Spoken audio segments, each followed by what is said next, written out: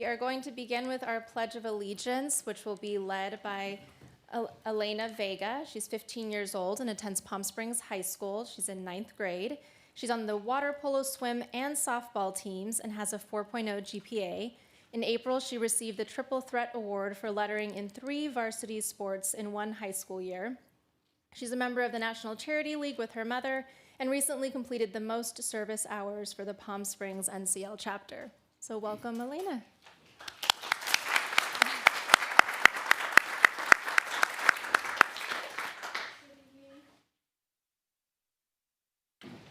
Did they have that mic on? It's on now. I pledge allegiance to the flag of the United States of America and to the republic for which it stands, one nation, under God, indivisible, with liberty and justice for all. Thank you so much. So it's always fun to have students here, and we've had a lot of really little ones lately, and it's also really cool to hear about the accomplishments of our older kids too. So thank you so much, Elena, for being here. All right, City Clerk, can we conduct a roll call, please? Absolutely. Councilman DeHart. Here. Councilman Hostage. Here. Councilmember Middleton. Present. Mayor Pro Tem Bernstein. Here. Mayor Gardner. Here. 5 members present. Thank you. At this time, I'm going to pass it over to our city manager, Scott Stiles, to administer the oath of office to our new fire chief, Paul Alvarado. Thank you, Mayor. This is a great day for the city of Palm Springs, and it's my honor to swear in our new fire chief, Paul Alvarado. I wonder if he could come forward with his wife, and we'll do the swearing in.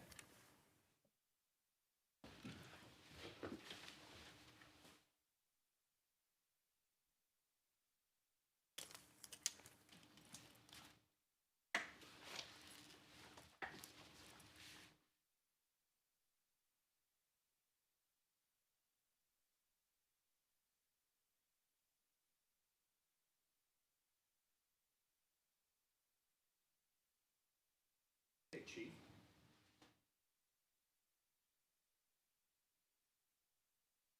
There we go.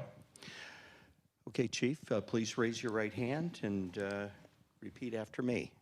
I state your name. I, Paul Alvarado, Do solemnly swear do solemnly swear that I will support and defend that I will support and defend the Constitution of the United States the Constitution of the United States and the Constitution of the State of California and the Constitution of the State of California against all enemies, foreign and domestic, against all enemies, foreign and domestic, that I will bear true faith and allegiance that I will bear true faith and allegiance to the Constitution of the United States to the Constitution of the United and the Constitution of the State of California, and the Constitution of the State, that I take this obligation freely that I take this obligation freely without any mental reservation without any mental reservation or purpose of evasion, or purpose of evasion, and that I will well and faithfully and that I will well and faithfully discharge the duties discharge the duties upon which I am about to enter. upon which I'm about to enter. Congratulations. Thank you, Scott.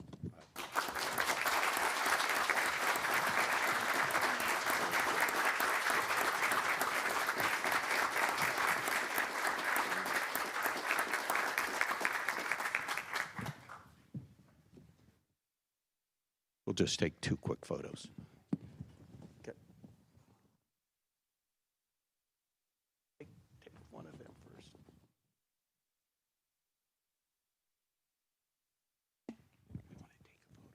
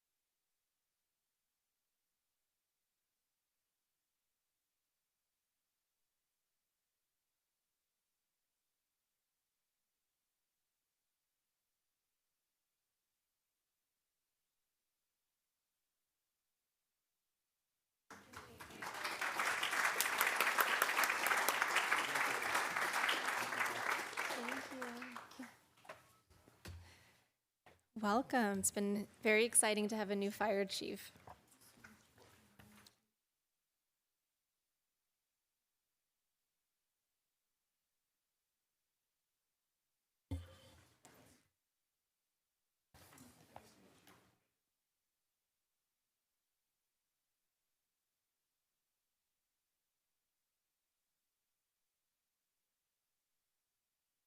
All right. Our next item is acceptance of the agenda. The City Council will discuss the order of the agenda, may amend the order, add urgency items, note abstentions or no votes on consent calendar items, or request consent calendar items be removed for a separate discussion. I'd like to entertain a motion for acceptance of the agenda. Are there any items staff or a council member would like removed from the consent calendar for separate discussion and/or vote? Councilmember Holstage. Thank you, Madam Mayor. I'd like to pull items 1H and 1I. So noted. Councilmember DeHart? Great. Okay, and a comment from the Mayor Pro Tem on 1C at the next portion. Yeah. Do you also want to make a comment? Okay, great. Yes. All right, so at this time, do we have a motion to accept with 1H and 1I pulled?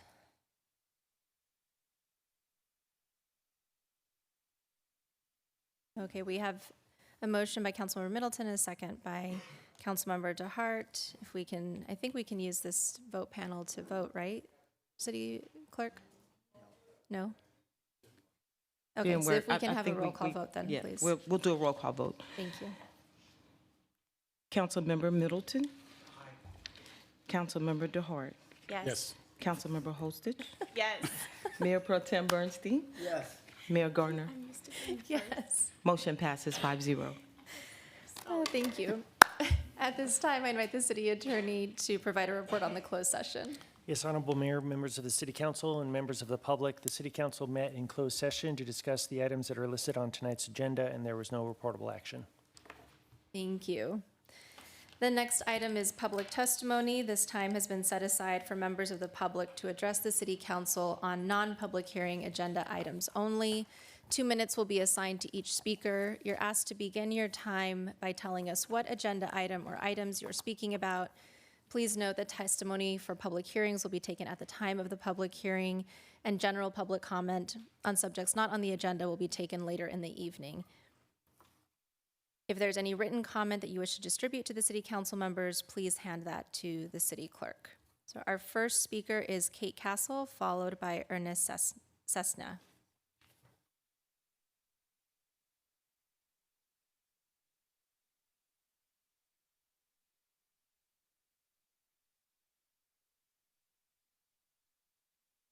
Okay, now it is. Hi, good evening, Mayor Gardner and the members of council. My name is Kate Castle, and I'm a full-time resident and businesswoman of Palm Springs. I'm addressing item number 1I. I may be out of turn in understanding, however, I mention it in case it is germane. I do not know what company was hired by Orange County, but there was a lawsuit filed in February of 2018 and later settled in July 2019 that the plaintiffs charged the county in their efforts connecting homeless individuals with the appropriate services and their failure to provide accessibility for people with disabilities. OFRS website refers to a homeless project that they undertook at the same time, same area, as referenced in the lawsuit. If it is the same firm, I am hopeful the city has taken some legal protection measures, and that is why I speak today. Thank you. Thank you. Ernest Cessna, followed by Tom Hernandez.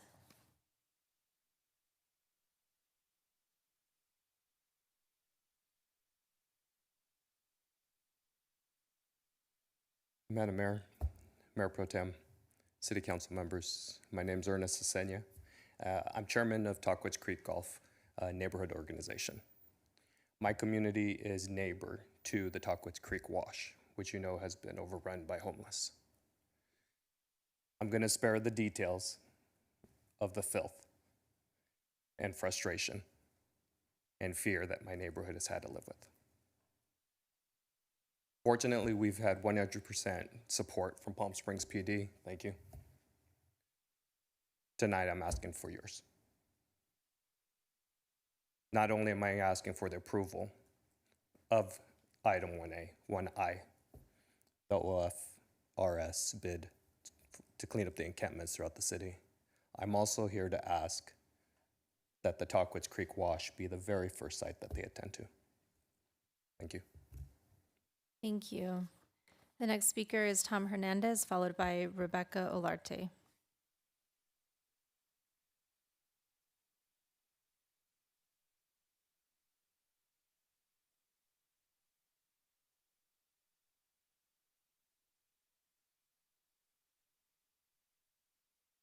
I think Mr. Hernandez left.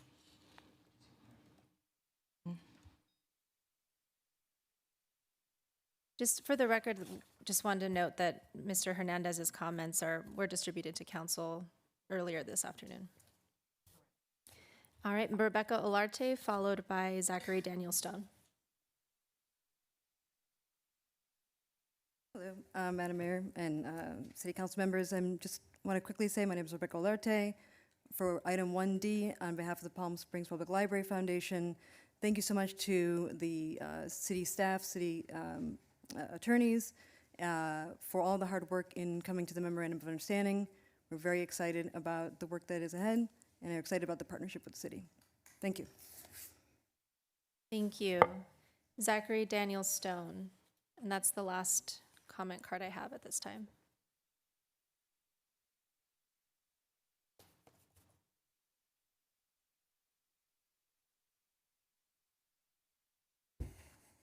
How's this thing start again? Perfect. You check that card. I don't think I checked for this one. I think I checked it for the general comment section, right? I know we had a disagreement on the last meeting on which ones I had checked and didn't check, but mine's for the general public comment. Then that will be at the end of the meeting. All right, well, I just wanted to make sure. All right. Thank you. Yep. All right, at this time, we will close public comment. The next item is the consent calendar. I will entertain a motion to accept the consent calendar without items 1I and 1H, which were removed for separate discussion. Do we have a motion and a second? We'll do that. Or do you, actually, we'll go ahead and allow Mayor Pro Tem to give his comments about the item before we vote. Go ahead. So this is on the reappointments to various boards and commissions, and we've had a lot of questions, so I wanted to clarify where we are at with the process. It was stalled for some time because there was contemplation of reducing the number of seats on various boards and commissions. Our city manager has decided that we should keep the original ones in the ordinance for this year, as there's lots of vacancies to fill.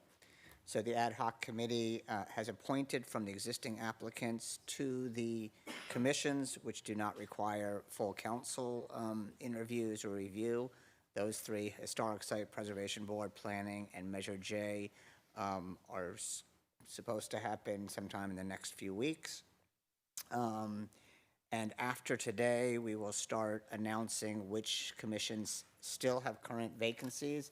I think most of them probably, a lot of them do. Administrative Appeals as alternates, Parks and Rec, Public Arts, and especially Sustainability has a lot of vacancies in Village West Board. So we'll see that later.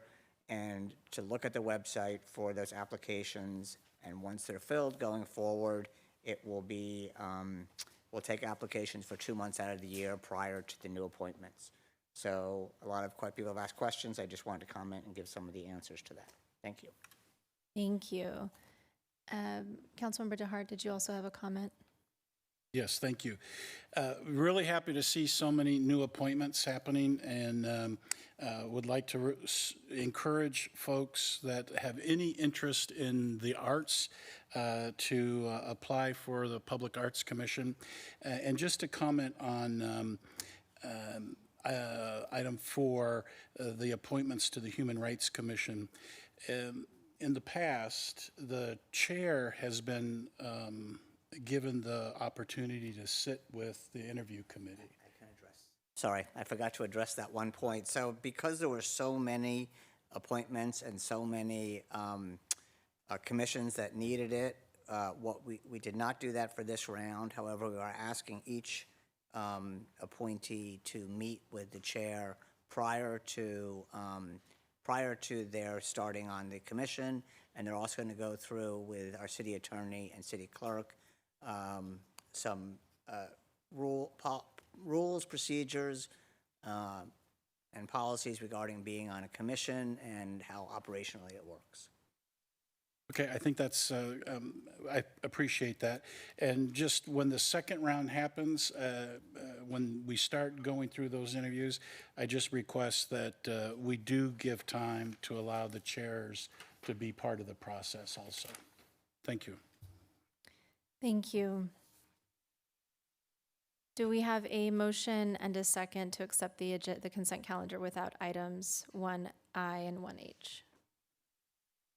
Looks like we have motions on the floor and we can actually use our screen this time.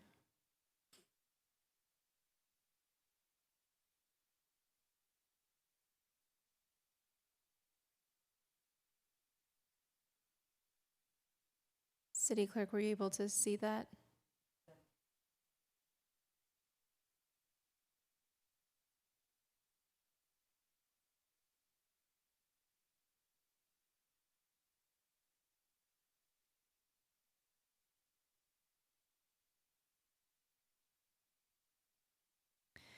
Okay, and we do have one public comment that is on Zoom that we can't reach, so I'm gonna call them and do it the way we used to. So just bear with me just 1 second.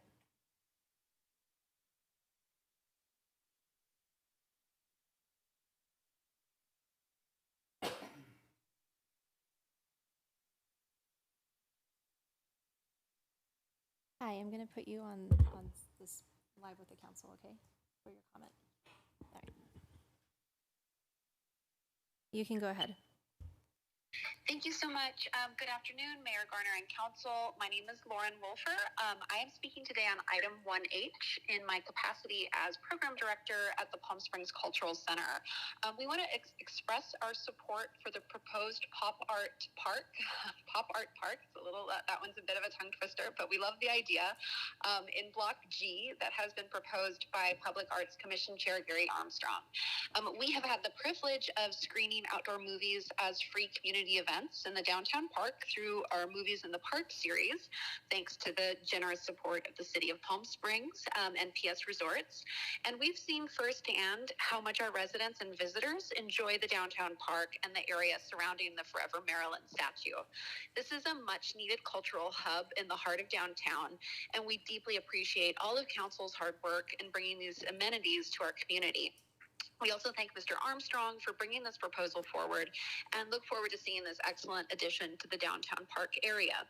And finally, I just wanted to echo Mayor Pro Tem Bernstein's suggestion in a previous meeting of investing in an AV system in the downtown park amphitheater. This feature of the park has proved exceptionally popular with residents, and it would be wonderful to see it developed into something on par with the amphitheaters in the cities of Cathedral City and Rancho Mirage. Thank you so much for your time. Thank you for your comments. All right. It's all working out. All right. Sorry, let me get myself back on track here.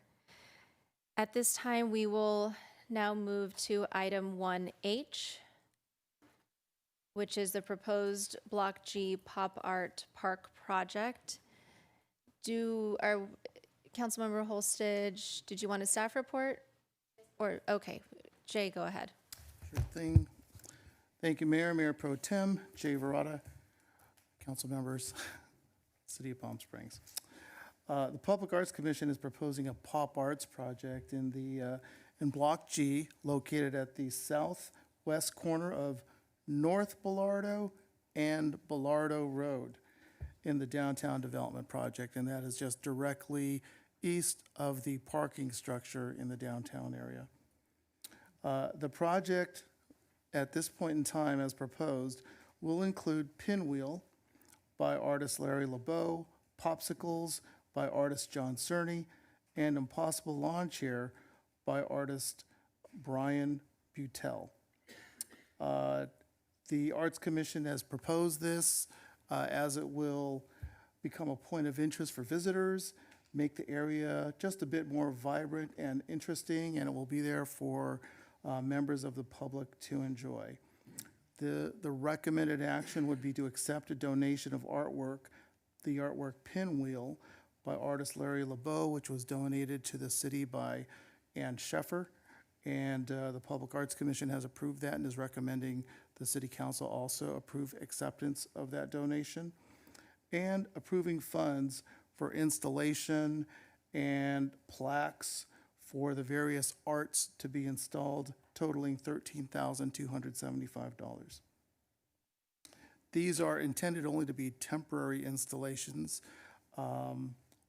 and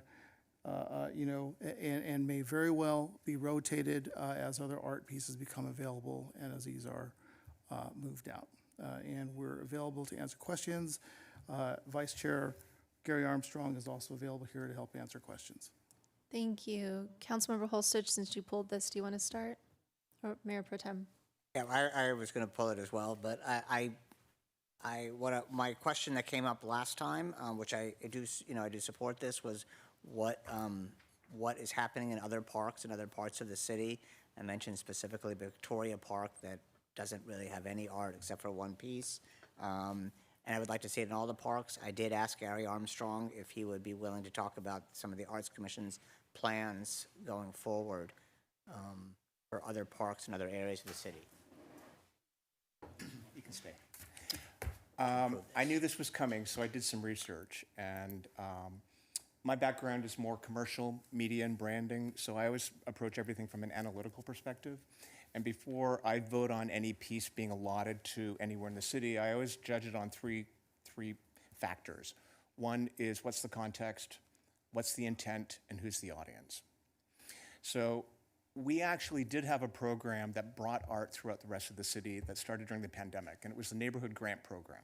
And that was a program where we would give $5,000 to neighborhoods to create a piece of artwork, or we would bring it there on their behalf. And it was moderately successful, and I'm saying moderately for one specific reason that I'll come to. Some of the items that came through that were the original installation of Popsicles in Sunny Dunes, the Fossils, which is in the Little Tuscany area, that was a temporary piece of artwork, and then we had the LGBTQ totem on Arenas Road, that was again a neighborhood grant. And then this past year, we did 2 neighborhood grants. One was in Las Palmas, and that's where the community of Las Palmas came to us and said, we want some artwork along Chino Road, and so we gave them $5,000. They came back with some artists. They then raised the rest of the funds themselves, and then they're getting that installed. The one that to me was the most successful was what we did in Demuth Park. And Demuth Park came to us and said, we want a neighborhood grant. We want to paint some picnic tables and benches. And we said, okay, you will get the money, bring us the designs. They brought us designs. You guys saw the designs, proved them. As they were doing that, they realized there was a lot of community spirit behind it. And that's how Demuth Art in the Park started. It was because these park benches started being painted with the neighborhood grant. And in my head, it sort of changed what the program was, and it became more of an accelerator program where we were giving seed money to the communities. So when I say it was moderately successful program, I think that what we missed as a commission was we focused on neighborhoods rather than places where many neighborhoods get together. And we didn't focus specifically on what a neighborhood represented. It could be one block over from another one who got a neighborhood grant. So what we're gonna be doing, and the $5,000 really wasn't enough. So as we found, we had to augment financially for a lot of these programs to kick off in a big way. So when we did the Fossils in Little Tuscany, that was $5,000 for a temporary piece. I believe it was Councilmember Woods who saw it and said, can we get that permanently? So we said, yes, we'll approve the funds to put it in there permanently. The same thing with Popsicles. Now, Popsicles is one of our most Instagram pieces. The problem with it is it's on a private lot, and the owner is always looking to sell that lot, and it's not the best sighting of it. When you take a picture of it, you see a for sale sign and wires behind it. It just doesn't look like the beauty of Palm Springs. And I know some of you at the last Joint Commission meeting last June, and I spoke and I said, one of the things we're going to focus on is reciting the artwork. I want every piece of artwork, so when it's photographed, like it or not, we're in an Instagram generation. So every piece of artwork should be photographed and become promoting Palm Springs. Every person who posts this on their social footprint will become an ambassador for the beauty of Palm Springs. So we want to take pieces that are really popular pieces and put them in an avenue and a venue and frame them so they make Palm Springs look its best. So probably 6 months ago, I went to the Parks Commission and I said, popsicles is very popular. Where can we put it in a park? And like, we don't really have a place. Because the challenge with popsicles is it needs to be north facing, because it does not fade and we can't have it getting a heavy sun load. So, and it doesn't really have a back. So we needed something that it could back onto. And they said, we don't really have a place in the parks for it, because most of the parks open on the south side. So when we found out about this Lot G, we thought, well, maybe popsicles can go there. And it fits perfectly, because there is a land of landscaping that we can put it up there, and when it's photographed, you will see the mountains and you'll see the Palm Springs behind it. Now, I also talked about context. Whenever we put a single piece of artwork in a big space, we have to ensure it's not lonely. And that's why we thought, well, you know, we have Lawn Chair, and Lawn Chair used to be at the Skylark Hotel. A lot of people didn't even know that was public art. It's sitting in our storage facility right now. And we thought, well, if we put popsicles with Lawn Chair there, they'll sort of work as a grouping and they'll attract attention. You know, I don't subscribe to the fact that the only people that go downtown are visitors. I think that a lot of residents go downtown. And I had a meeting with Nona Watson on Monday about trying to get more people downtown, more residents for her park program there, the Rock in the Park. And I said, here's one thing we're thinking of as friend council. She said, I love it, people love it, we'll get them there. So the thinking is that pop art will be stuff that's big and vibrant and bright. And it will get people to do that. Now, back to the original challenge of the neighborhood grant program, what we're going to do is we're going to put it on steroids. We're really going to amp it up. But rather than offering it to neighborhoods, we're going to target specific parks. So we're going to give a $50,000 grant to a place like Victoria Park and say, we want the community to come together. We want you to help us come up with something that will go in this park. We're going to target 2 parks per year. And the first 2 parks are going to be the James O'Jesse Center and Victoria Park. We're going to start north and work our way down. The other thing we're going to put in there is we're going to be working with Sustainability Commission on this, because I want these pieces to support healthy living for families as well, which I think will reinforce the Blue Zone concept that we need to do to get these communities happening. Now, not to question Mayor Pro Tem Burstein's numbers, but I did go to Victoria Park today, and we do have the totem pole there, but we also have painted park benches. And there's about 6 painted park benches there, and people were sitting all over them. So those are a piece of art, and they are successful. They just not be as visible as some of the other pieces of art. Doesn't mean we can't do better, but there is some attention to that place. Last one I want to mention is something that I actually met with then Mayor Middleton a year ago. It was a year ago yesterday that I came to her office and mentioned a program that I wanted to do something along North Riverside Drive and Tockwitz River Estates. And I said, I want to do an eco art walk here. It's a beautifully landscaped area. I want to put some artwork here, and I want to create a vista so that when people come to that area, they'll take a picture, and it will look like an amazing Palm Springs postcard. You know, things get pushed to the side, stuff doesn't happen. All of a sudden, I get a call from planning, and they're like, we heard you talking about something about this. Can we do something here? So I had a meeting with Planning Commission, or the Planning Department, and brought in sustainability and code enforcement and the Neighborhood Association, talked through the whole idea, and we're like, we're going to make this happen. So not only are we doing things specifically in parks, but we're trying to create other neighborhood areas so the artwork doesn't seem lonely. Just this lovely piece of artwork that's just sort of floating in the middle of nothing. Great. Thank you so much, Gary. I really appreciate that and appreciate all the information. Thank you, I appreciate that. Mayor Pro Tem.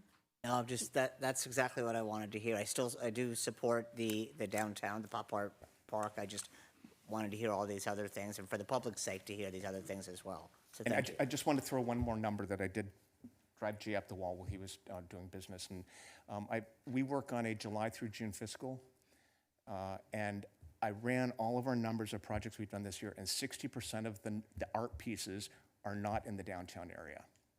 Great. So they may be pieces that the newer council members may not be aware of, but as I said, 60% of our spending is outside of downtown. Great. which to me is Thank maybe you. we should be spending a little more downtown. All right. Thank you so much, Gary. Appreciate it. Councilmember DeHart. Hey, Gary, I love the idea of the pop art part. I think it's fantastic. How do I know about those pieces if I'm in the park? How am I going to learn about the artist or what's behind them? Okay, you're hitting something else I'm doing.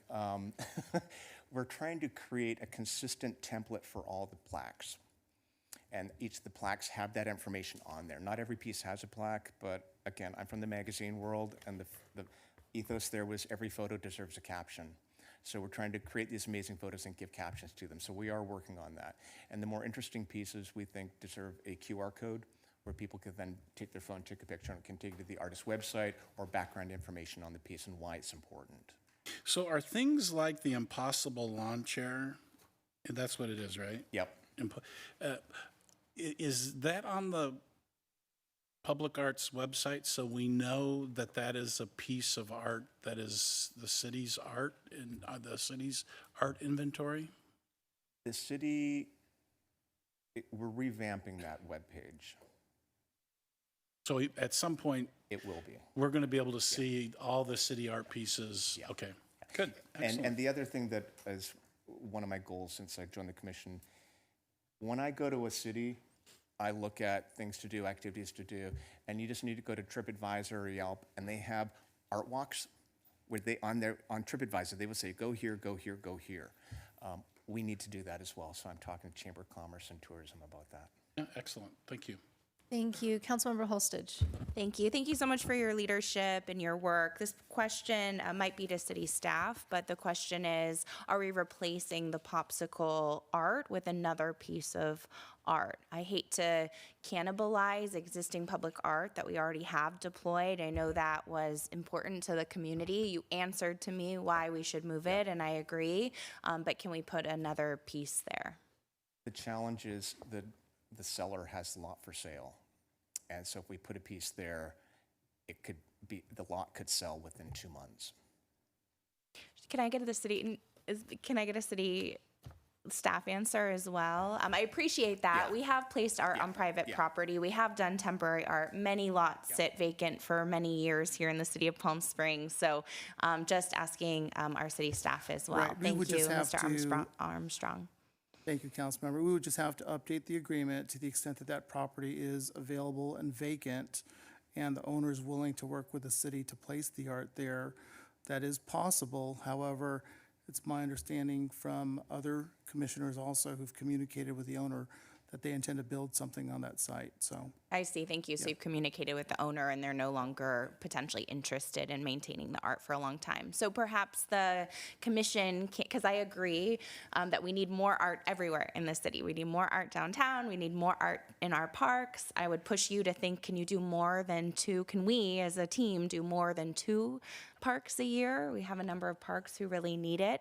I saw that the city, the art commission, the art fund that we have for the art commission and the city council to deploy is pretty significant. And so it looks like we have resources there to deploy. So I would just love to see us also, when we're removing the popsicles from that neighborhood, place other art and think through where that might be able to go. Because I know the council member for that district was a strong advocate before for maintaining that and investing in the neighborhoods as well. Thank you. I would be remiss if I didn't ask then, in that we're one of the few commissions that not only do we approve work and we have things come before us and we have to approve, like we have to approve every mural, but we're also creating the work. So every commissioner is acting as a project manager. So we're out there doing things and we're the ones in the field doing that.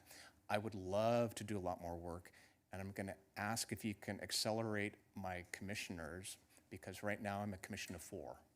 So we've got 4 people. And even though you're going to get new ones in, I'm still going to be at 4. So the more people you can get me, the more work I can do. Thank you. So perhaps we can talk offline about how we can work together to build up capacity. Yeah. That would be great. Because I think we have the ideas, the community wants it, we just need the bodies. Thank you. All right, we're going to move on from this item. Thank you. So Can we have a motion and a second for this via voice vote? All right, motion by Councilmember Holstage, second by Councilmember Bernstein, and can we do a roll call vote, please?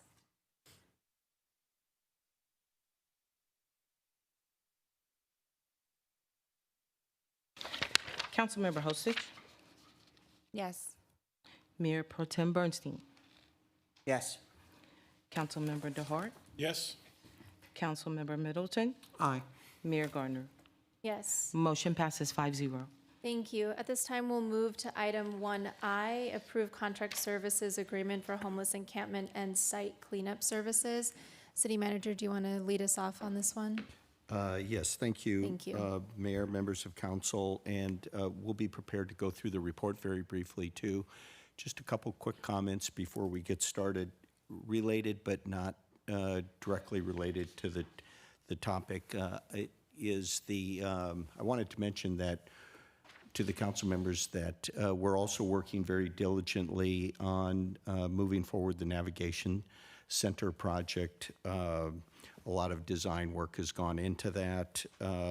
Bids have been issued for work to begin, and we will be bringing back to the council at our next meeting on June 5th a more updated report on what is going on there. I would like to mention to the council members that we still expect all of the infrastructure work to begin in July there as scheduled.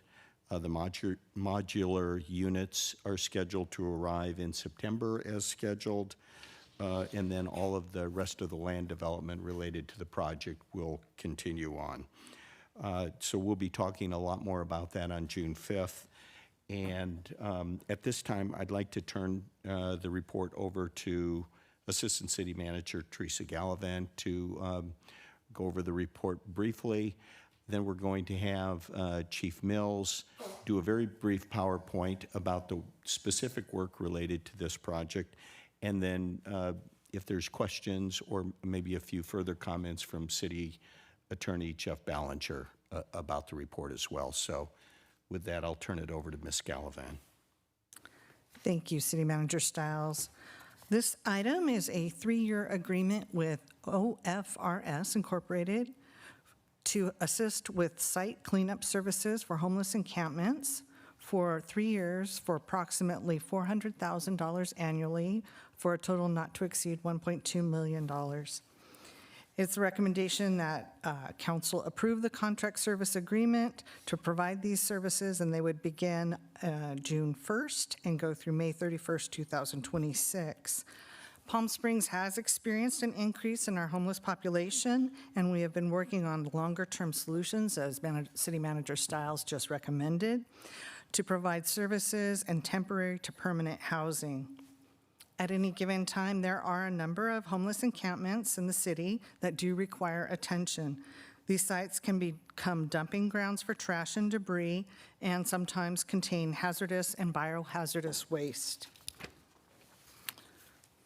OFRS would be responsible for working with the police department and cleaning up the various sites on an as-needed basis with the police department's supervision. The services would include remediation, disinfection, debris removal, bagging and tagging personal property for storage, posting and noticing prior to cleanup events, and proper hazardous and biohazardous waste disposal. Public Works, along with our police department, worked with the procurement and contracting department to issue a request for proposals to bring a contractor forward for these needed services. 8 proposals were received and evaluated by a team from Public Works, the police department, and our Office of Neighborhoods. OFRS was ranked as the highest by the evaluation team and is being recommended for award of the contract. There are sufficient funds budgeted in the general fund, and staff recommends award of the contract. At this time, I'd like to go ahead and turn things over to Chief Mills for additional details. Brenda, do you have the clicker?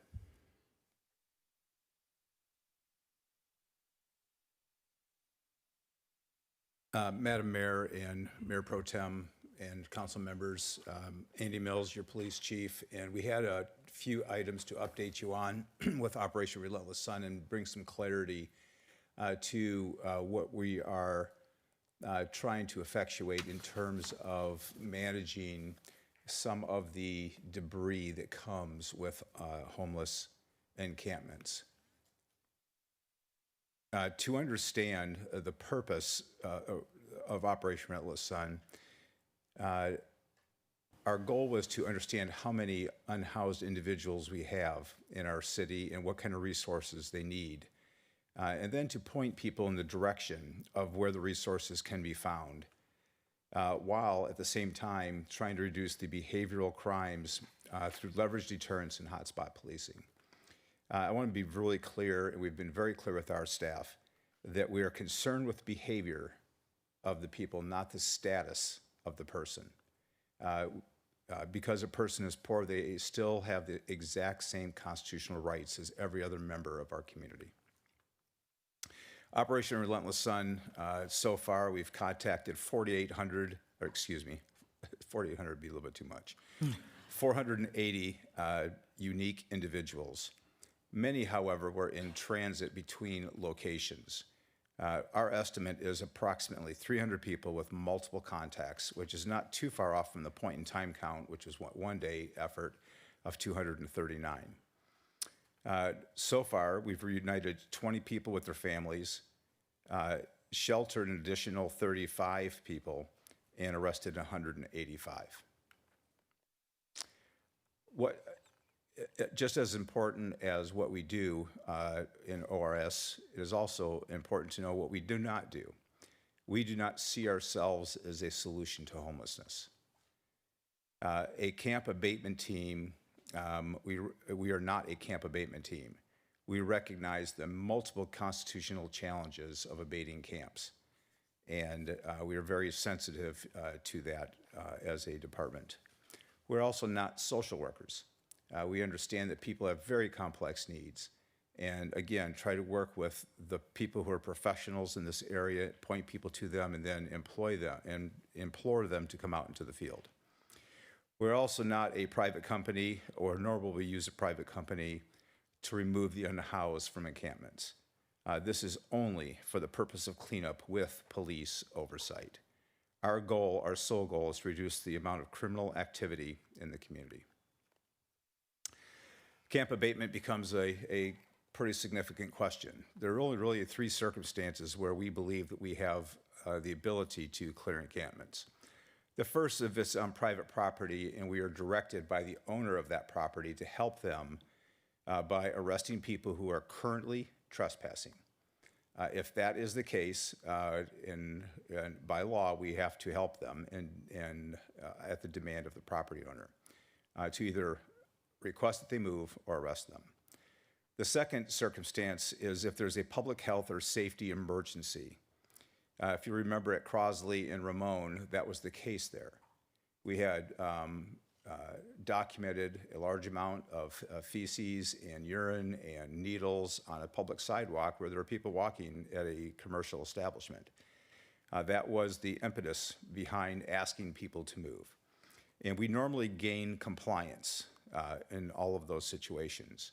As a result of that, what we often do is notify them well in advance, sometimes 2 weeks in advance, and then bring in as many resources as we possibly can, such as the Coachella Valley Rescue Mission, when they're available, Salvation Army, as well as the county, if we can get their mobile evaluation team out here, which is a struggle sometimes.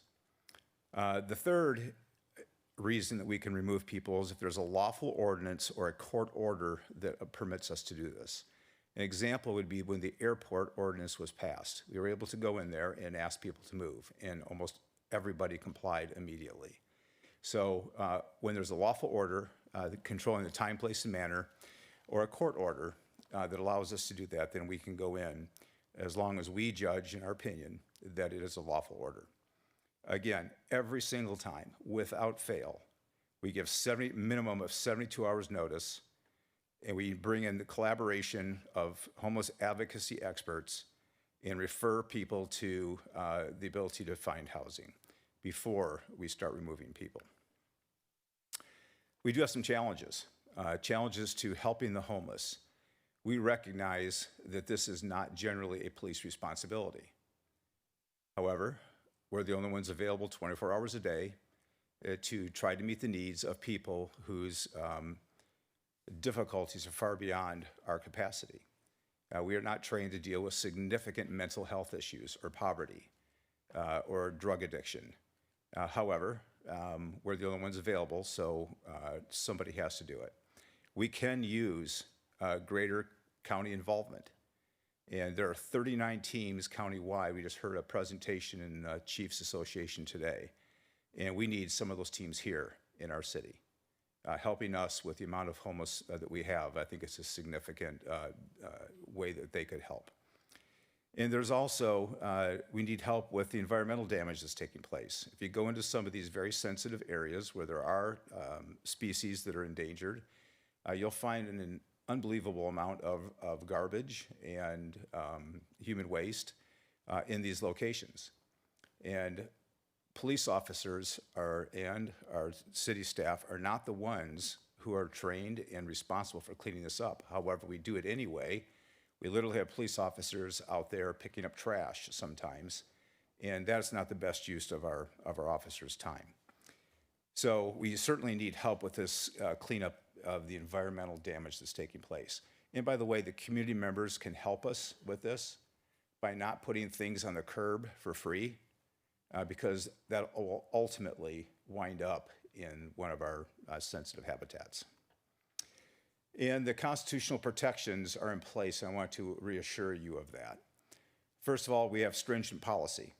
We want to make sure that it's very clear, and Lieutenant Hutchinson is here today, and he has shouldered a great deal of this burden. He's taken it on. He has just done a marvelous job, and I want to applaud you for that, Hutch. Intense supervision and leadership. Anytime we're approaching encampments or dealing with people, there's always a supervisor and or manager there on scene. We just do not leave this to chance. We want to make sure that there's very close supervision. We've given our people detailed training on a no camp abatement policy.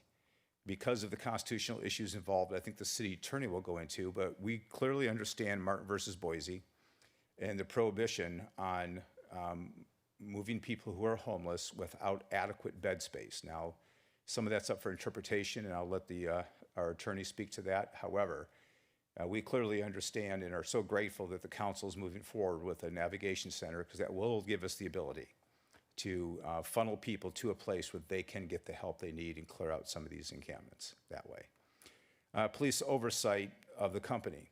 When the company, whether it's this company or any company, operates under our care, we will always have a police officer there on scene, making sure that we are going to intervene in case something is amiss. We are very clear on what our constitutional boundaries are, and we are not interested in violating those boundaries. The idea is to remove trash, not people, and this is all about cleaning up some of these environments and tires and things that we just don't have the capacity to do right now. And so that's very important. And then we also want to reassure you that we have a very robust safe property program where if we collect somebody's property, we have storage containers right on the police compound where people can come within 90 days and get their property. And we regularly release that property to them. It's tagged and bagged and marked very clearly who it belongs to, and we return that to people when they're ready for it. And so these are some of the things that we're doing currently with Operation Relentless Sun, and we're seeing some very positive effects, but we also want to make sure that we're doing this in the right way. One of the things that really has dawned on me as I've gotten to know our department better is we have multiple officers whose family members are currently homeless. And so we deal with this from a place of compassion. But at the same time, there has to be order. And that's why we've done up to this point. Thank you. Thank you, City Attorney. Yes, council members, I'd like to remind you, as staff has indicated, the contract before the council tonight is aimed at moving property, debris, and waste, not aimed at moving individuals from public property. I know there's been some discussion of the court case of Martin versus Boise. That case established a rule that cities may not enforce criminal penalties for sitting, sleeping, or lying on public property against homeless individuals if there's not available shelter available for those individuals. However, since the Boise case was handed down, later courts, including federal courts, have clarified that Boise does not establish a constitutional right to occupy public property indefinitely at the option of an homeless individual. So it's therefore my opinion that the contract before the council tonight does not violate the rule laid down by the Boise court. If this contract is approved, the city attorney's office will be working closely with the city public works staff as well as the police department, as we have in the past, to ensure that the rights of homeless individuals in Palm Springs are not violated. I'm available to answer any legal questions. Thank you very much. Do we have questions? Councilmember Holstage. Thank you, and thank you so much for the really thorough presentation, really excellent presentation from the police department and the chief and city staff.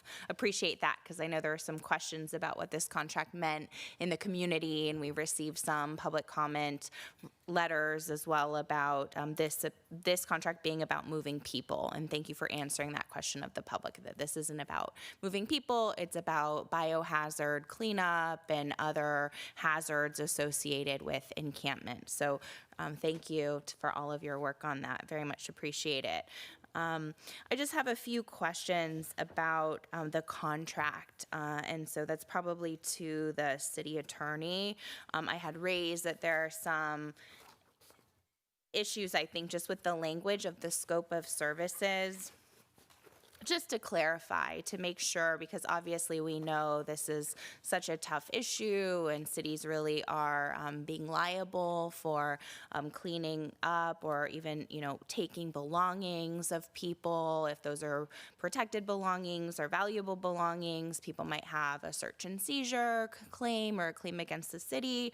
We also hear people lose their IDs and then that traps them further into homelessness, things like that. So, and we know that the police are educated on the Constitution and enforce the Constitution. I'm worried about this contractor, and I want to make sure that the scope of services is really clear about what they're doing so that we're protecting the city and also protecting the people for the belongings. So maybe I'll just go quickly through sort of what I saw and see if there's agreement on council or where you all want to go. The scope of services, I think, is unclear. It says the cleanup of homeless encampments in 1.1A. I'm on page 17 of the staff report, or page, it's in Exhibit A, the scope of services. I think some of the terms are defined. I think it does a pretty good job. It says removing biohazardous material, other encampment waste material. There's some terms in there that are vague. I see that it tries to define it, what will be removed and what will be considered waste and what will not be considered waste. And I know that this sounds like technical, but it's really important. I've had clients who are homeless who, their last remaining photo of their mother was thrown away, things like that. It can be important, or important medicine, stuff like that. So it says garbage. It also does list in D, constructed temporary shelter. So I think there's a question of, I might put abandoned constructed temporary shelter or something like that. Some of the language in the scope does sound like it's removing people, so I think we would just want to clarify that. Just for the public, it does say the contractor will get approval from the city. It says in F, it says prior to the removal of any vegetation or alteration of the land. It doesn't quite say that in the same thing about camps or people. So we might want to add, removal of, however you would phrase that, camps that are being used. And then on P, site number P, it says if a site is found to be occupied, the police department can be called to clear the site. So I think we would want to work with, make sure the contractor is following the police department. I know you have really clear policies about when you're engaging and when you're not. So the can be called is probably not clear enough language for a contractor. We want to ensure, like you said, that they are calling the police department or they'll be on site. And then it says cleanup crews should avoid cleaning the site if it's actively occupied unless otherwise authorized. So maybe the city attorney and police chief can just work on cleaning up that language so that it's really clear about what their duties are and what our duties are, and that they're following our city policies. We heard a public comment about this contractor being involved in a city or a county that was sued. That's probably the case because there are probably, you know, a handful of these companies, and a number of cities have been sued. So we want to make sure that, you know, we're protecting and making sure they're following our Palm Springs policies. S also says persons ordered from camps are told to take possessions of importance to them if they're arrested and leave behind valuable, usable items. So, right, just clarifying some of that language upon staff's discretion. It also lists items in good repair, and then later on page 20 of the staff report in attachment A1, it lists these things are to be immediately disposed of, dirty or soiled items. And so it explains, I think, clearly broken or disassembled, but you could imagine if you're living in dirt, everything you own is going to be dirty, and you might have a broken tent, but that might be the only sleeping bag or tent you own. So those are my main comments. If City Council wants to move forward in approving this, I think we can just clarify that they're following city and Palm Springs Police Department policies, and we're protecting our legal liability and also protecting the constitutional rights of the people who, you know, were in those camps, if they were abandoned or related to those camps in any way. Yes, I'd point out, Councilmember Holsage, that this city's police department has gone to great pains to create a policy when necessary to remove, tag, and store personal belongings. And that policy has been blessed by at least one federal court in another jurisdiction. And so my recommendation would be for us, if the council's inclined to approve this contract, is to incorporate the city's policies, the police department policies, into this scope of services, so that essentially this contractor will be guided by the city's policies that we've spent a lot of time on. Thank you. That would be my request if council moves forward with the motion. And then if I could just ask some bigger picture questions. Sorry to dive into the smaller detail first. So we heard from a neighborhood leader about Tockwitz Wash, and that's of concern to me because it's my district. And we hear from the residents who are impacted, and we're hearing that there is a significantly large camp, probably one of the largest in the county even. So we get those questions from neighborhoods and neighbors. How much of that is on county flood control land, and what does that look like? And then for the portions that are on county flood control, whose responsibility is that to clean up? So my understanding is that there are 4 different property owners in that area. One is Seven Lakes Community. The second is the County Flood Control Channel. A third is another private property owner, and then the fourth would be the city. And so there are 4 different jurisdictions in that flood control part of the riverbed. Thank you. For the city attorney, probably, whose responsibility is it when it's on Riverside County flood control property? Is it our responsibility or ability to clean up that land? I think it'd primarily be the county's responsibility, yes. Are we working with Riverside County Flood Control or the county to clean up those areas in our city? Would be a question to the city manager or other staff if we're working with Riverside County Flood Control or the county to clean up Tockwitz Wash or those surrounding areas. A council member will certainly reach out to the County Flood Control District and see what cooperation we can get from them to participate in it.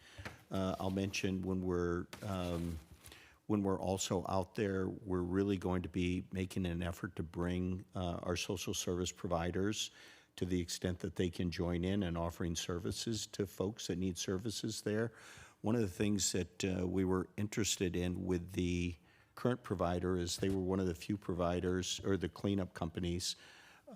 This particular company had some experience with also offering jobs to folks that they might encounter down in the Wash area to help do some of this work. So that was attractive to us as well. But we'll be following up with County Flood Control especially. Thank you. That'd be great. Please let us know how we can help because it really is going to take a coordinated effort. The city cannot bear this work alone, and it's a significant amount of work, as we know, to get people into housing, get people into services, clean up encampments, deal with the impacts. We just can't do it alone. So I applaud your efforts working with the county and social service providers. And that was going to be my next point is I'd love to see us, the chief said, people need a place to go. My question would be how many people moved from the Walmart area, moved into that Wash area, and how many people are, moving around in encampments. And so we know that's a mobile community. And so just wondering, is there a way to secure beds so that people do have a place to go? Can we ask the county for dedicated beds or dedicated vouchers for Palm Springs or work with service providers to get those so that the city has all the tools at its disposal and people can really be immediately housed from encampments if they're willing and able? Yeah, Councilmember, yes, and I know our police department is really diligent about sharing that information when they're out there, but we will follow up. I know we've had some conversations with you and other members of council about really engaging with the county to work with them on resources that they can bring to the table. I know they've done that in the past, and we've had good cooperation with them, and we'll continue to engage with them. Thank you. That'd be great just for the council. Sorry to take so much time on this, but it's really an important issue. We want to make it sure we get it right, that it's constitutional, it's protecting our staff and our police department and the contractors and our residents and homeless folks as well.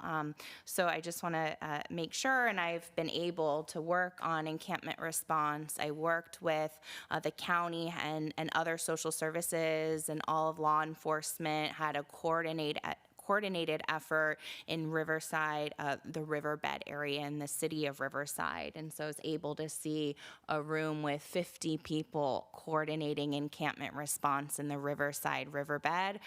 So I would love to see something like that occur here and I've also been on site with encampment response where you have county staff, housing staff with vouchers in hand with transportations to take people. Our police, like you said, I agree, it's not your job to solve homelessness. We pay you a lot of money to do really important work on public safety. We don't want you to have to be cleaning up trash or trying to be social workers. We agree it's not your job, and we want to get the people who are there to do that at the county level on site. So I'd love to see us work in partnership with the county and with other social service agencies to have a coordinated response. And I'd be happy to work with staff and others to help build a coordinated response for those encampments because the status quo is not acceptable. It's not acceptable. It's not humane to have people living in the riverbed in the Wash. I'm very concerned about the safety, the fire risk, the risk of flooding when it rains. It's just not safe for anyone, and we want to get people into housing. So very much need a coordinated response with everyone because the city, we just cannot do this on our own and be successful. Thank you. Thank you. Councilmember Middleton. All right, thank you. I'm not sure who this question's for, so I'll ask it and then the appropriate person can jump in. Currently, the cleanup of these camps is being performed by whom? It's currently being performed by a combination of city staff members from Public Works as well as the police department. All right. And are they trained to do this type of cleanup? No, they're not. Right. So are we changing any of our policies and practices in taking on this contract, or are we simply engaging with professionals to carry out the existing policies and practices that we have. This affords us the opportunity to go beyond what we were doing and getting to more of the environmental hazards. And we have not changed any policies other than strengthening the oversight. All right. Are there any additional resources that we need in order to be able to more quickly and efficiently clean up these encampments? As far as I know, and I could certainly ask staff at a different point, but this will enable us to keep a handle on some of the larger environmental damages that are taking place. Yeah.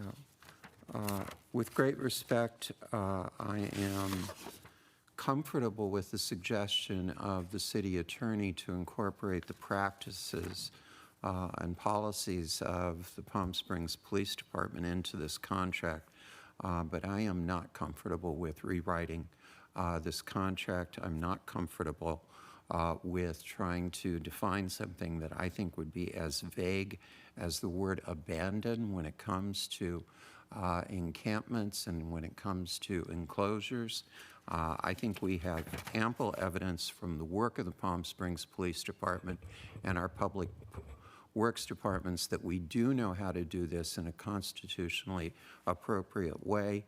There are many other conversations that we need to have when it comes to homelessness and how to move forward. But I do not believe that this contract is the appropriate place to engage that conversation, and I would move to support the contract as it was written, with the one exception of incorporating the policies of Palm Springs Police Department. Thank you.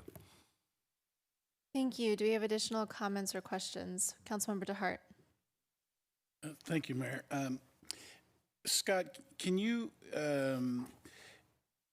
share with us, is there, we heard in public comment concern over legal challenges with OFRS. When we were vetting the company, did we encounter any background information? Councilman DeHart, I'm not aware of any concerns. I know there were 8, and I may have to turn to PD for a little more of a response on this, but we originally had 8 companies that I believe responded to this contract. A couple of them did not sufficiently respond properly to the RFP, and they were eliminated from the process, and that left us with, I think, about 6 that were fully vetted by our selection team, and so we were ready to move forward. And this particular company was also the low bidder among the remaining, I think, six companies. But our police department might have some more information for me. I'm going to have Lieutenant Hutchison respond to that since he actually read the submissions.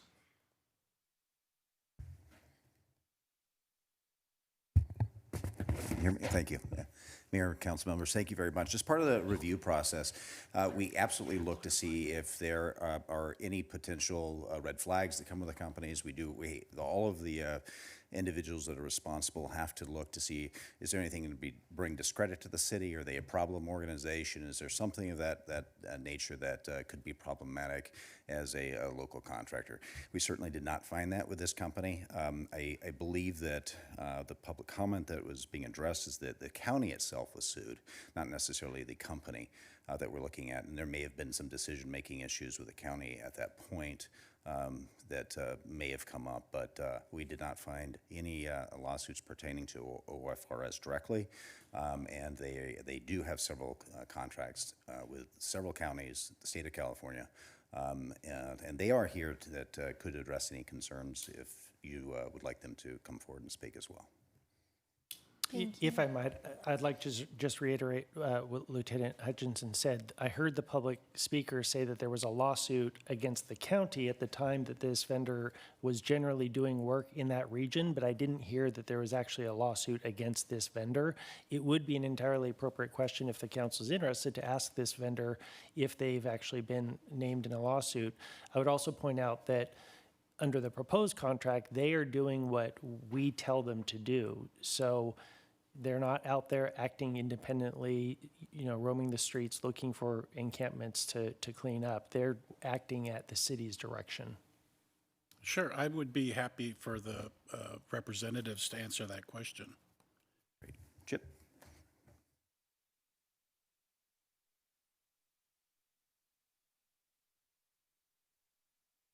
My name is Chip Anzalone. I'm the CFO of OFRS. Council and Mayor, nice to meet you, talk with you. So a question on any lawsuits involved with the company and with your work on cleanup activity? With regards to cleanup activities, we have 0 lawsuits as of our 10 years in business performing homeless encampment or unsheltered cleanups. Okay, excellent. No challenges in Orange County. No, I can address what that was. No, that's okay. As long as you weren't involved. That was not directly involved with us whatsoever. Okay, perfect. Thank you.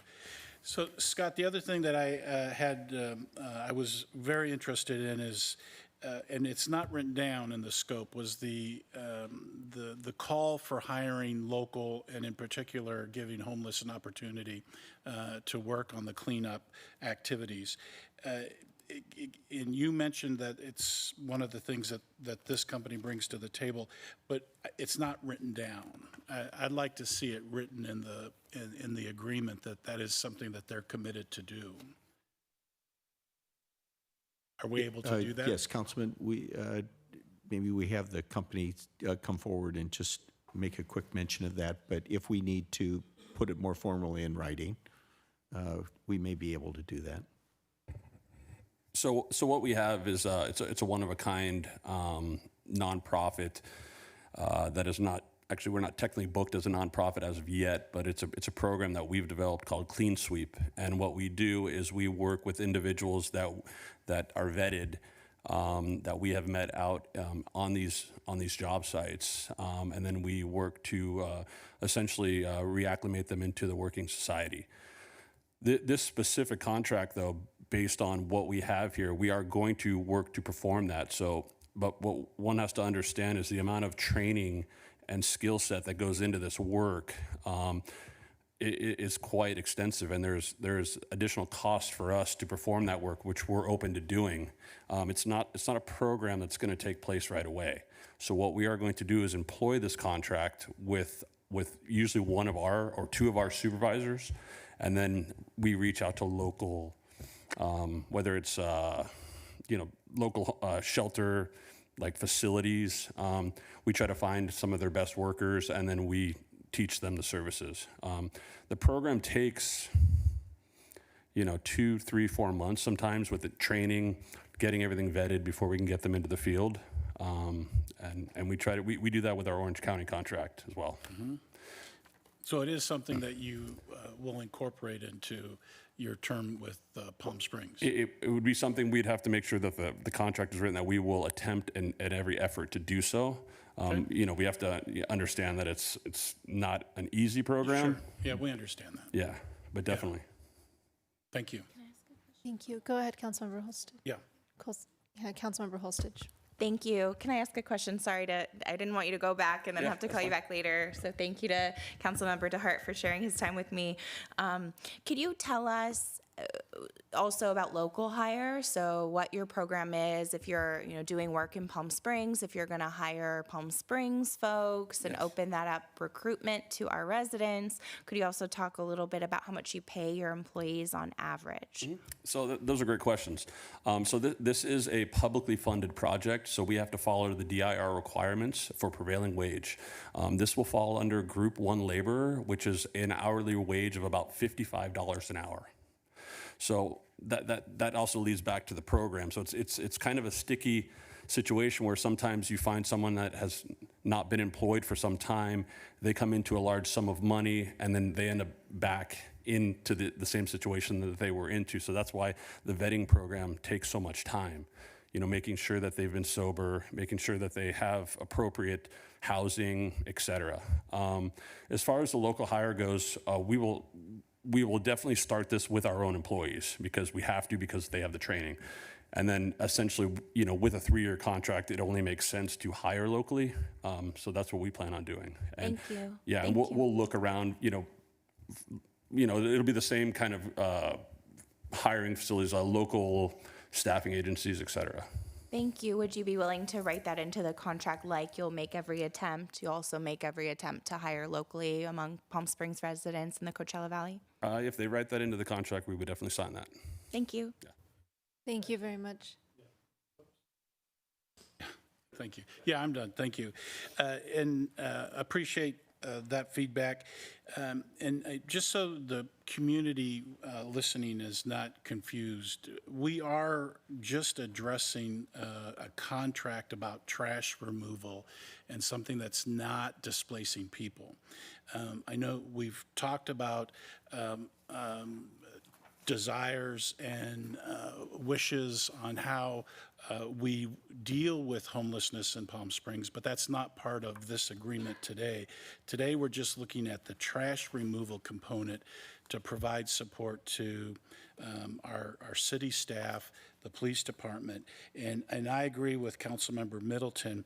I would like to see that the police department policies are included into this ordinance as a superseding document to scope or 1.1, and that the police department policies are the guiding factor in the contract, and with the additional wording of the commitment to hire local and to give opportunity to homeless individuals, I support this agreement. Thank you. Do we have other comments or questions? Mayor Pro Tem. So first of all, I want to thank the chief for the presentation. That was really terrific. And I appreciate everything you've had to do without a lot of other support. So and Councilmember Holsted, your comments, I agree with really a lot of them. It's very thorough and in-depth, and I appreciate you doing that. And a lot of it really makes total sense, to me, in terms of what something may be considered as what's dirty and what's not, and what is how do you know it's abandoned? So I guess my question is, but I don't really want to rewrite the whole contract, are those things in our current policy? Because if it's not, it seems like a lot of them should be in our policy about how we treat cleanup of homeless encampments, whether or not it's an outside agency or our own. Our police policies are very clear in terms of identifying the distinction between abandoned property and property that's just there. And so our police policies would be incorporated into this. I think we'll look for the reference to dirty. I think that may have just been used in the staff report. I wasn't finding it in Exhibit A, but if maybe. It's in the, if I may, it's in the attachment A1, and so it's not in the scope. It's referenced in the scope, and it says attachment 1, examples to take to storage, and then examples of items that are trash. And it says dirty or soiled, but then it says : we're getting really specific.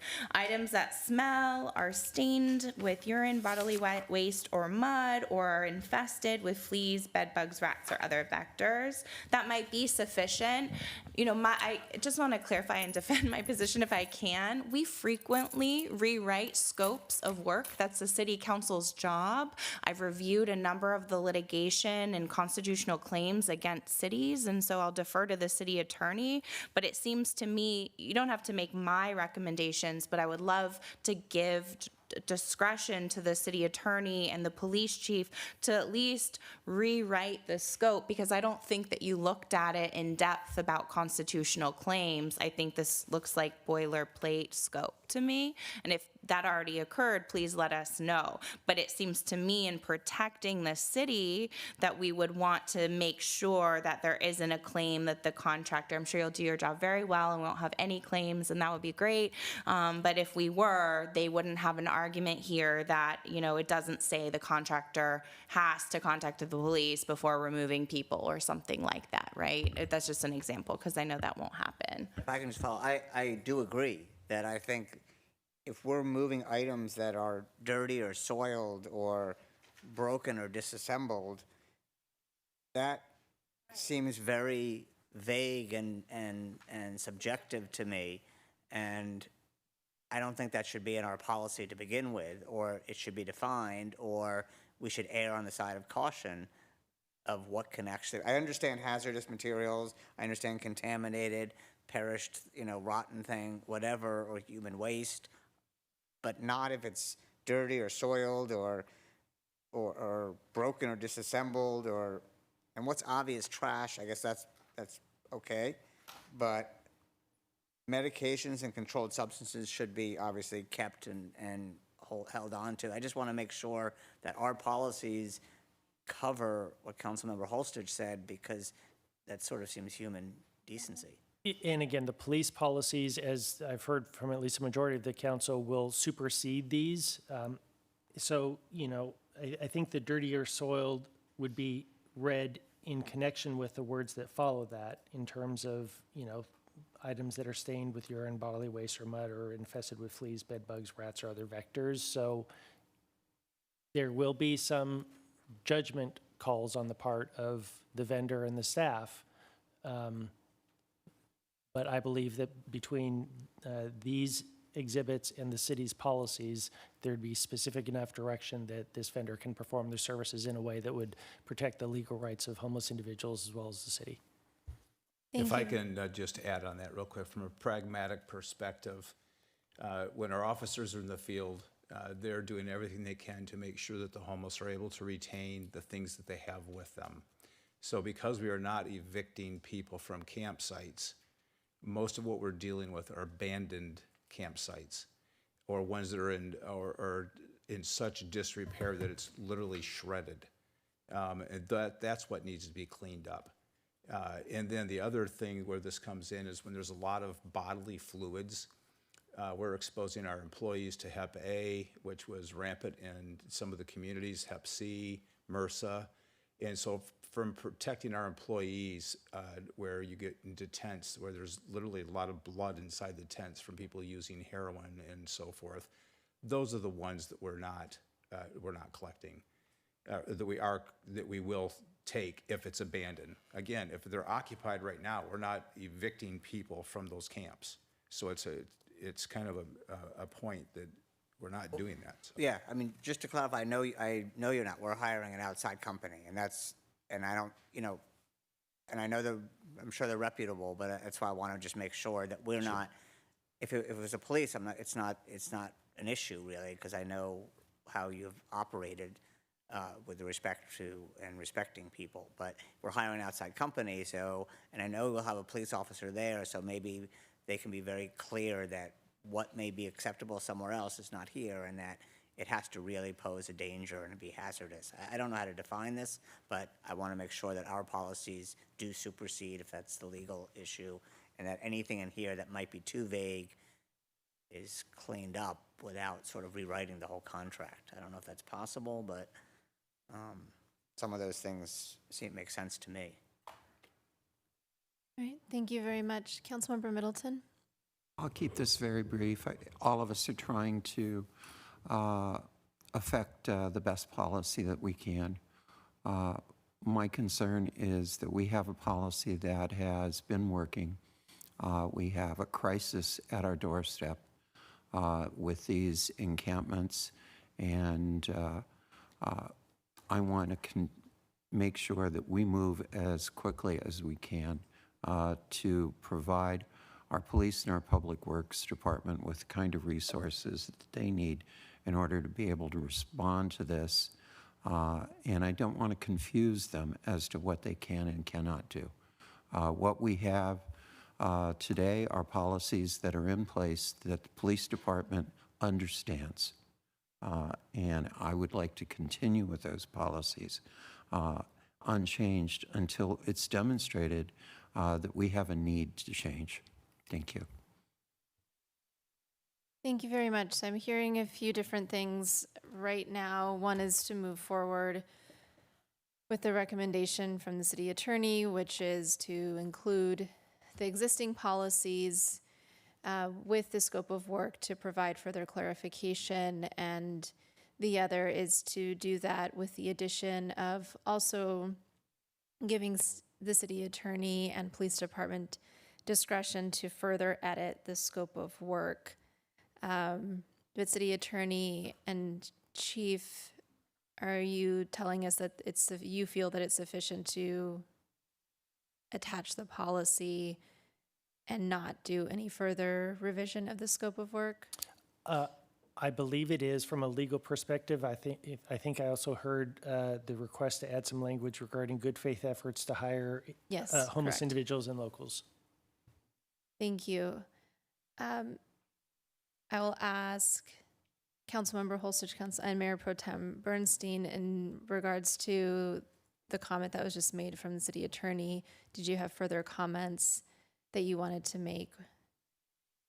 You know, I have not seen and read the policy that we are incorporating. So for me to do my job as a council member, and we all are on the same page and want to protect the city, these are really significant claims that I followed the cases across the state for many years, and the city was liable before, I think, and thank you for posting notice and cleaning up and holding property and following the constitutional rights of folks. So it's really hard for me to say, let's just incorporate that policy. I'm sure it's great. I just haven't seen it. And so it's really difficult for me to know that my concerns about vagueness of terms, making sure it's not about the police, the contractor is, you know, how they're interpreting what's dirty or what's abandoned. I think the concern is when you come to a camp and you don't know if it's abandoned or not, or it looks abandoned and then you're removing the property.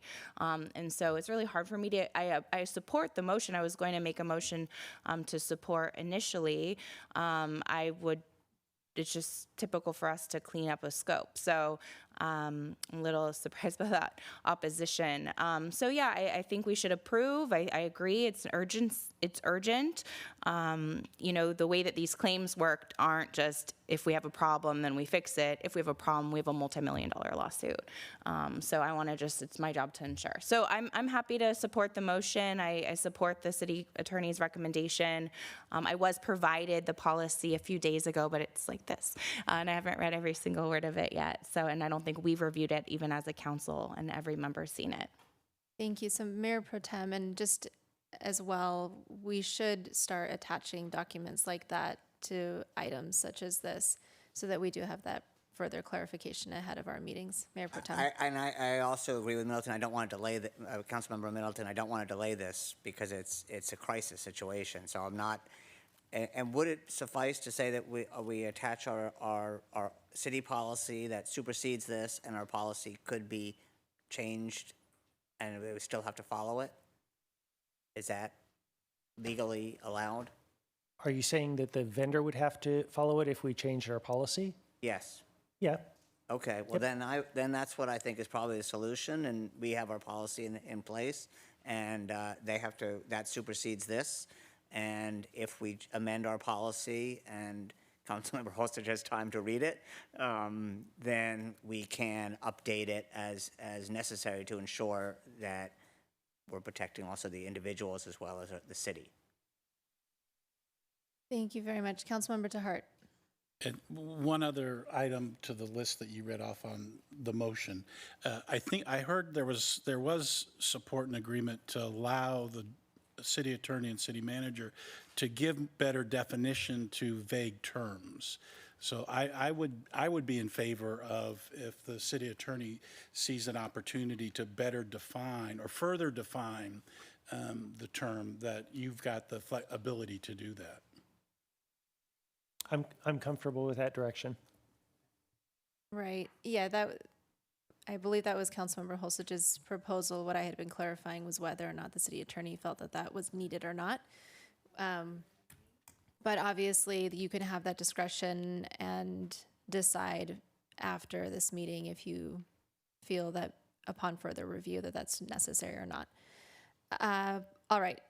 Do we have a motion, or would you like me? I can make a motion. Let's do this.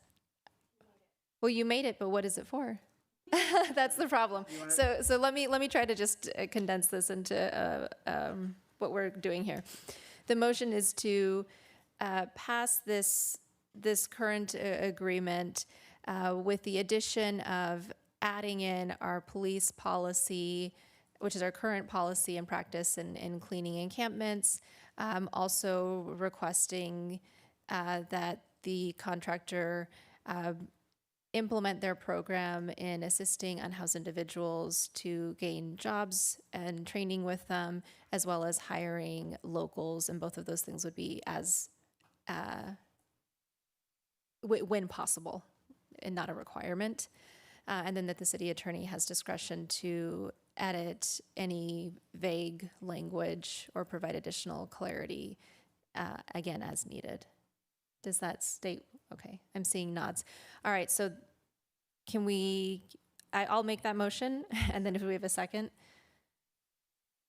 That's okay. We have a verbal second by Councilmember Bernstein, or Mayor Pro Tem Bernstein. And we have a vote, please, or roll call, rather. Councilmember Mayor Gardner, Yes. Mayor Pro Tem Bernstein, Yes. Councilmember DeHart, Yes. Councilmember Holstage, Yes. Councilmember Middleton. Aye. Motion passes 5-0. Fantastic, thank you. And I do want to reiterate that I do think we need to make sure that policies like that are attached to our staff reports ahead of time, just for that additional clarity.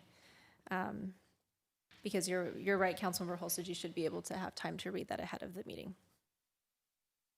The next item is item 2A. It is a public hearing for delinquent waste disposal charges. May we have a staff report, please?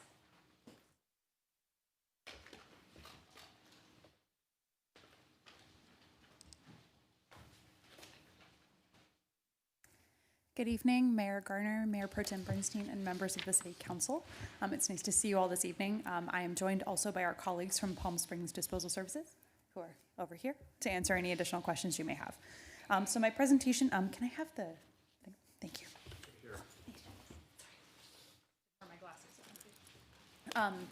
So just a brief presentation to talk you through this procedural item this evening. So this is the process by which we move delinquent waste disposal accounts onto the county property tax rolls. And these are accounts that have been delinquent in commercial cases since before December of 2022 and in residential cases since before July of 2022. So again, this is an annual process to collect these charges. This is authorized as part of our municipal code, Chapter 6, Section 4. It's a process we've followed for many years. It's also authorized at the state level, and is a common practice followed across the state. As of May 16th of this year, we did have 796 delinquent accounts. That has gone down to around 730-ish delinquent accounts currently after we sent out the notice letting people know that their accounts were delinquent. This is a little bit higher than in years past, but not super significantly, and represents just under about 5% of active accounts based on my rough estimations. So the notification process, so notices are sent out, they were sent out about a month ago in English and in Spanish. Customers have been contacting Palm Springs Disposal. They have been working with customers who need them to make payment arrangements. Payment needs to be made before June 9th to avoid having this moved onto the county's property tax rolls. We also have our low-income discount available this year for the first time, which was part of our franchise that we updated to be in alignment with SB 1383 for a variety of reasons that I'm happy to dig into if you're interested, or brief you at another time. We aren't seeing a huge number of applications for the program, nor did the send out of this notice really spike a lot of applications, but it is something that's prominently placed on our website that we talk a lot about in our public outreach materials as well, and will continue to do so. That's all I got, but I'm happy to answer any questions, and Palm Springs Disposal is here as well. Fantastic, thank you so much. So at this time, since this is a public hearing, we'll limit these to questions for staff. Do we have any questions for staff? Councilmember DeHart. So is there any remedy after June 9 for somebody? Or what's the date that it goes on the tax roll? So that information goes over to the county, I believe, at the end of June. So then it just gets placed as part of the property tax bill. So it's not uncommon based on, and Chris, feel free to clarify if I misspeak here. There are a number of customers who kind of are on the list annually and do pay the bill that way. I think maybe they prefer to pay through the property tax bill is sort of the sense that we have from some of the customers. But they're able to go ahead and pay it that way, I believe. But I'm not an expert on tax lien process. Is there continued fines assessed? There are not fines assessed, I believe. No, it's just the delinquent charge that goes onto the tax roll. Yeah, okay. But so after it goes on the tax roll, there's no option for a resident to make payments other than through the county? That's correct. Okay, thank you. Sorry, it's my first time doing this, so I have to double check with the experts. Thank you very much. Any additional questions? Okay. At this time, I'd like to open the public hearing. The public is invited to speak on this public hearing for up to 2 minutes. And I believe we do not have any public comments. No comments for Okay. 2A. Great. Your name? Oh, pardon me, Alan Cavert. Oh, I'm sorry, Ravert.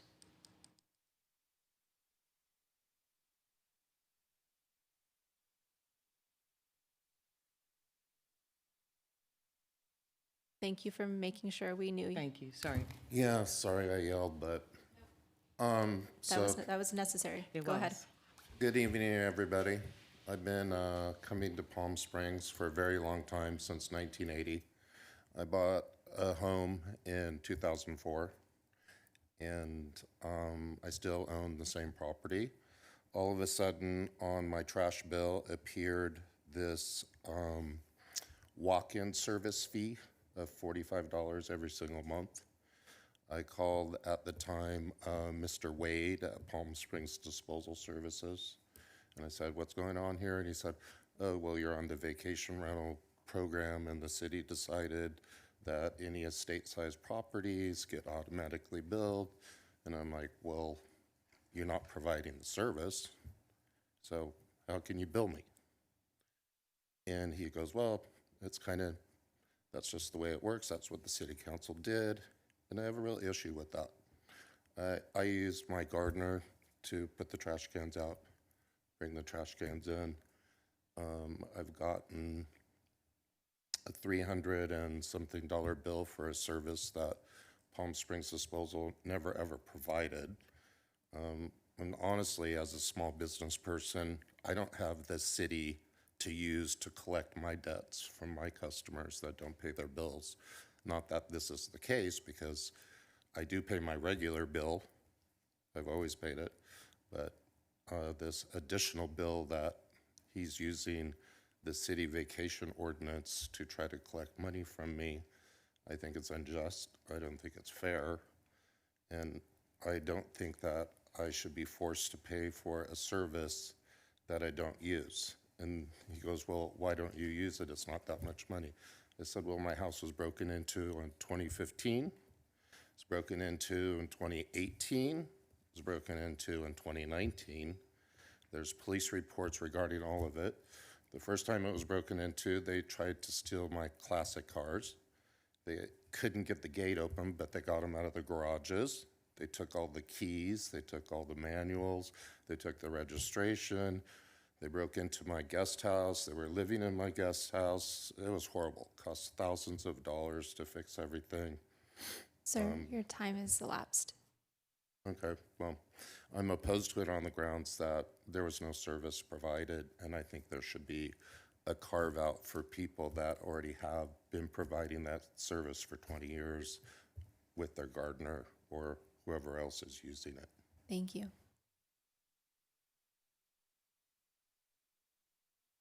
All right, we do not have any additional public comments at this time.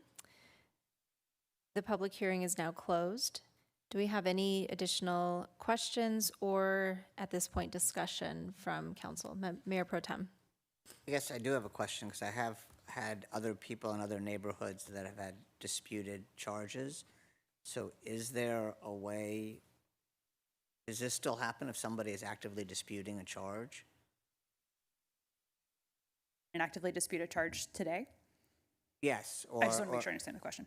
Like that, and I know in my neighborhood, in one of the neighborhoods, there was somebody who was being charged because they had to have a small truck fee, and they were arguing against it. So Palm Springs Disposal has been responding. We've gotten a few questions about, the nature of the charge or, what it's referring to or something like that. Palm Springs Disposal has been working with customers to resolve those. Maybe Chris, I might defer to you to answer this one specifically. But I'll ask a clarifying question. Are you curious specifically about vacation rentals or in general? Well, in general, In general, in one of the neighborhoods in Palm Springs, people were disputing a charge, and I think it was being resolved Right. where they were being said there wasn't enough room for the big trucks, they had to pay extra Got for it. the small trucks. Yeah. And so, that's something that I know that PSDS is still working through, but I'll defer to Chris to answer more specifically. Good evening, Mayor Gardner, Pro Tem Bernstein, council members and staff and residents. Thank you very much for the time. I'm Chris Cunningham with Palm Springs Disposal Services. To answer your question, we'll go to the vacation first, the vacation ordinance. It's an ordinance, so we have to follow that. If there's another direction that the city would like to go there, we'll certainly abide by that, but because it's an ordinance, we have to continue to do that. And the other, there are several new communities out there that are being built that don't have room for the new trucks, and those are a little easier. A lot of communities may not want the big truck there because they have decorative stones. There's some leakage going on, and there's a couple of neighborhoods that were older that were never placed on there. That our trucks have nowhere to turn around, and what's happening is they're so big. There's no cul-de-sac at the end of them, and when they back up, they're backing up in driveways. And the back up in driveways, they're not made for that kind of weight, and it starts cracking and breaking the driveways. So once we start getting those complaints, we have to start getting creative another way. So now we have the ability and some new equipment, which are called mini packers, and they're smaller collection vehicles that we can navigate smaller places like that, and the weight is much lighter, so they don't crack and break things. So we have in the rate schedule a manual service rate. It's a semi-manual. So in other words, these smaller vehicles, they go into smaller communities, they have 2 drivers in them, and they get out of the vehicle, and they pull them to the back and have to really manually do it instead of the automated truck. And that's why the extra charge. But I work with each and every one of these communities beforehand to try to figure out a much better solution. So if they have an issue with that, there's always something that we can figure out. We always have figured out. So I have no doubt that we can figure out this one as well. All right, Councilmember DeHart. Hey, Chris. Good to meet you. So I didn't hear an answer to what I thought Councilmember asked. If a dispute is in place right now, or somebody is working with you on a challenge of fees that are being charged, will that account go to tax rolls if it's currently being disputed with you? In the case of the vacation home, because it's an ordinance, we do continue to keep it on there. Usually we'll work with staff and try to get a better solution there, but because it's an ordinance, it continues. It does so continue. outside of vacation rental. So if a homeowner, not a vacation rental, is disputing a fee, and that they're disputing the fee today, and it's not settled with Palm Springs Disposal by the end of the month, do they get turned to the tax rolls versus continuing to work with you on a solution? Yeah, if it's one that we can, most of the time we're very flexible, and we have pulled them off there, because if we don't find a solution, it always goes on to the next year, and I have no doubt we figure it out. But in most cases, if we do have a situation like that, or any situation where we're still working through it, we will pull them from a delinquent list until we do. And we can, and we do have that ability, yes. Yeah, okay, excellent. And then just the last item, we had public comment on one particular situation where they're not using the estate home service. I would just like to see that maybe if you have a conversation with that resident and see how they can take advantage of the service that's being offered, that's required to be offered, if there can be a solution sought there. Of course. Appreciate that. Of course. Thank you. Councilmember Middleton. All right, thank you. The question, as I understand it, that the gentleman raised is the home is a home share. And as our ordinance defines a home share, it's a vacation rental that is mandated to have the estate service.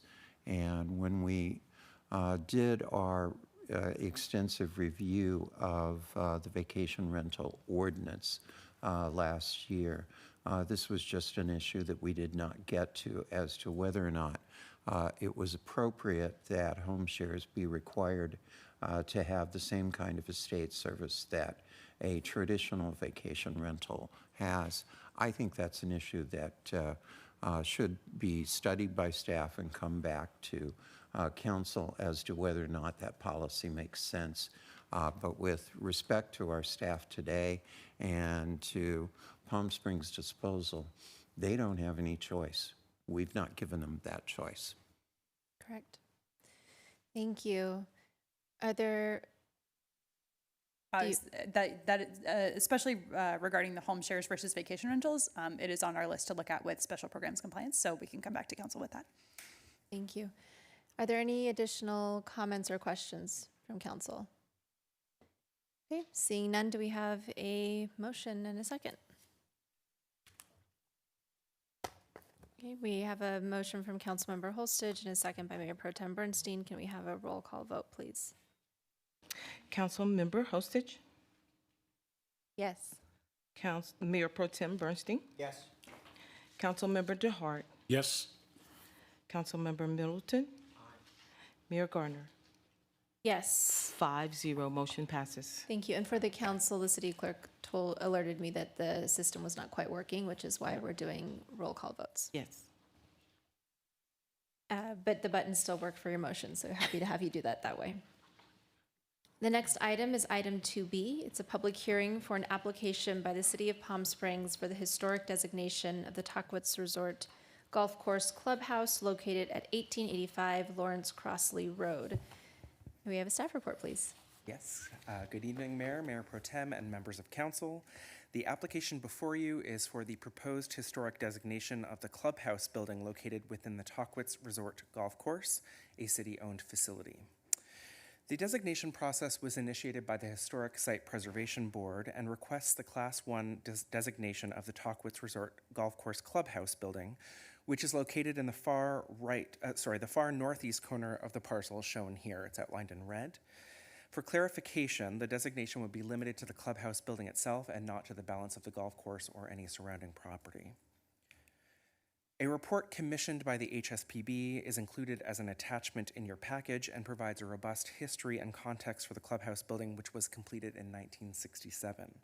The photos shown here were actually taken from the Hugh M. Kaptur collection at the Palm Springs Art Museum and capture many of the character-defining features of the resource in its unaltered form against the backdrop of the mountains. These photos show the current condition of the clubhouse. As you can see, there have been some alterations that have been made to the resource over time. However, the strong sense of form and composition remain the highlight of the structure. Additions have been constructed in locations that do not, been constructed in locations that do not compete with the original form, and alterations have been made that are reversible and have not eroded the historic integrity of the original structure. In order for consideration as a Class 1 historic designation, the resource must demonstrate exceptional historic significance and meet at least one of the 7 criteria that are listed here. As outlined further in the staff report, we believe that this resource is an important reflection of its time period, embodies a unique method of construction, particularly as it relates to the outdoor breezeway, and is the work of a master architect, Hugh Kaptur, that continues to influence the field with his work. Per staff's evaluation and HSPB's recommendation, we believe that criteria 3, 4, and 5 are met. I do want to correct for the record an error in the staff report that was found on page 2, where we referenced that criteria 2, 3, and 5 are met. That is an error. It is 3, 4, and 5. It is correctly stated in the conclusion section of the report as well as in the resolution that is before you. Finally, designation also requires an analysis of integrity of the resource in the categories that are shown here. Again, based on our evaluation, staff finds that the resource meets all 7 of these aspects of integrity. As the resource remains in its original location, the exterior of the building is in good condition. The design of the building with its sweeping roof line and massing is prominent on the site. And the design's association with the mid-century modern style of architecture is strong and is unaltered because much of the original and simple nature is maintained.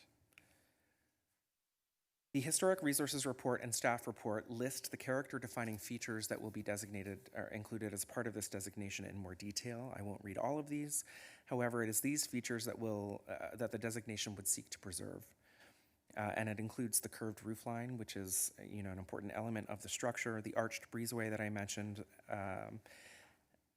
and the glulam beams to create the exterior covered breezeway, just to name a few.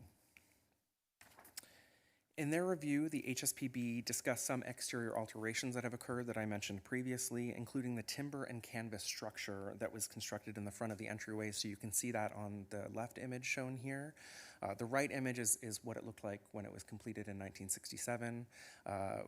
The sort of structures with those green awnings were added, we believe, in sort of the mid to late 90s. And so there was a lot of discussion around, the city considering the feasibility of removing those to restore it to its original integrity. Those are not impacting the building in any way. They can be removed.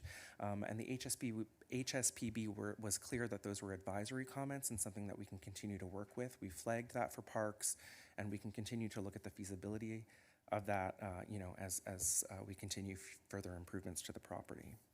However, I did want to be clear that that's not a condition of the designation, but something that we can work toward over time with our partners. In summary, our evaluation demonstrates that the Tockwitz Resort Golf Course Clubhouse displays an exceptional level of historic significance and qualifies as a Class 1 landmark in accordance with our Historic Resource Ordinance. We support HSPB's recommendation that the City Council adopt a resolution designating the structure as a Class 1 landmark. That concludes my presentation. Our Historic Preservation Officer, Sarah Yoon, is also here to help answer any questions you may have. Thank you. Thank you very much, Chris. We appreciate your report. Are there any questions for staff at this time? Councilmember Middleton. Chris, not that he has control over this, but I do recall attending a tribute to Mr. Kapter's work, and he rather specifically, at least at that occasion, indicated that he was incredibly proud of the clubhouse, with the exception of what I think he referred to that evening as the ugly mustache that somebody had placed on it. I would certainly encourage us to explore every possibility of restoring this building to its original design. Absolutely, and I will say it was an exciting moment. He was able to actually participate in the HSPB hearing, and so we did hear that directly from him, and it was a nice conversation to hear, a lot about his original intent in this and the inspiration for his design, and he's very strongly advocating that we do that, and, certainly from the pictures you can see the difference that it makes in sort of, preventing some of the visual look of that original sweeping roof, so we're happy to continue to work with Parks and Rec on that. Right, thank you. Thank you. And along those same lines, Chris, is it possible to remove the palm trees or replant them somewhere else? Don't get mad. Because I think that also seems to be really blocking that view of that archway, that the plants are a little too high there. Yeah, interestingly, that didn't come up in the HSPB's conversation, but it's something that we had talked about at a staff level, and we're certainly happy to have that conversation with Parks as well and look at what can be done. Thank you. Any other questions for staff? Mayor Pro Tem? Does that timber and canvas structure serve any purpose? I think, I'll let Sarah answer that, because she did a little digging on this, Sure. what the intent was. I think the intent was to create that entry feature. There is a sign that's placed on the canvas itself. It was constructed in 1997, so it's not obviously not part of the original intent. So I think that was the purpose. If you look closely, it's actually not attached to the structure at all. It's a freestanding structure. So it was more for a defining entry feature plus signage. Okay, I have a comment later, but I'm limited to questions now. And so if the golf course is ever sold or used for another purpose, this is still a viable building as a clubhouse or restaurant or something, is that? Absolutely. I mean, it would be subject to review through a certificate of appropriateness, which would be reviewed either at the staff level or with the HSPB. And, you know, certainly if any alterations or changes were made to the building, we would look at that structure as part of that process. And likely, if we didn't take care of it in the meantime, we would have the ability to look at it at the time that anything is proposed for the building. Okay. But if this golf course were to be used for something else and we were to sell the building, it could still be a viable building as an historic building for another purpose. The designation doesn't preclude the use of it. We would just, again, be looking to that list of character-defining features to make sure that whatever is being proposed is respectful of those, that we're maintaining the integrity of the building overall, but absolutely the building can be repurposed and used for another use. And a sign could be attached if it went through HSPB? Right, through HSPB review, we would look at the impact of that. You know, you can see, again, Sarah mentioned that they had moved the sign to those awnings on the left picture. You can see, if you look very closely at the picture on the right, the signage originally was on that sort of wall out in front. We could work with them on relocating that or looking at another location, but absolutely, you know, that the staff level review and then working with the HSPB, we would have a lot of ability to work through those issues. Okay, those are my questions. I have a comment later, but thank you. Thank you. Do we have any other questions? Councilmember Holstage. Thank you. Thanks for bringing this forward. It's a really beautiful building. I know the community, my mic is breaking. The community supports this, that I've heard from at least, and I definitely support removing the timber and canvas structure on the main facade if we can, and also looking at the landscape, because I think that once that's removed, the palm trees will be really obvious that they're impeding the view of the structure of the building itself. So I very much support that. And I just had a question about the character-defining features and the non-contributing elements, if staff agrees with that as approved, and if you have any, you know, input into anything that should be changed there. Staff is in agreement with the report and what is listed as contributing and non-contributing. One of the first things that's listed as non-contributing is that entry feature. And Right. so, yes, we are in agreement with the report. Thank you. And then just a question about maintenance. So I know I was just at a meeting there and they raised the issue of maintenance. And I know we have a number of aging city buildings. So this is on city property and it's a city-owned building, but we contract it out with the contractor who operates it, right? Who's in charge of maintenance? Is it still the city? You might not know that because you're the planning department. Don't know that. I do know that it is I do believe that it is contracted out. That is certainly something that we can coordinate with parks and others on to address the concerns that we've heard as well as part of this process, to make sure that we have a plan to respond to that. That'd be great, because I think we want to protect our historic resources and ensure that, you know, we maintain this at the level that it deserves. We don't get, I assume we don't, I've done a few. We did O'Donnell Golf Course, so we've done a few for city-owned properties, but obviously we probably don't get tax benefits or anything like that. But do we get other benefits or other state funding or investments that we could search to make investments in these properties that need maintenance and more repair? Obviously, it'll be more expensive for the city to maintain this as a Class 1. It'll just, you know, I've heard that from a number of city sites. So could you explain that a little bit? Yeah, on the state level, there are state-funded grants and things that we can apply for. So we certainly will be looking into that in the upcoming future. We are a CLG institution, so we will have that ability to apply for grants. And I think that the way that those grants are used can be at our discretion. And so looking to maintain city properties that are historic is certainly an option. That'd be great. I'd love to see us do that, and perhaps the Preservation Foundation and others in the community can help us with that. Thank you. Can you just clarify what is CLG? It means we're a certified local government, so we are recognized by the state for our program, for our preservation program. Great, thank you so much. All right, so at this time, I will open the public hearing. The public is invited to speak on this public hearing for up to 2 minutes, and I believe we have one speaker, Stephen Kalon.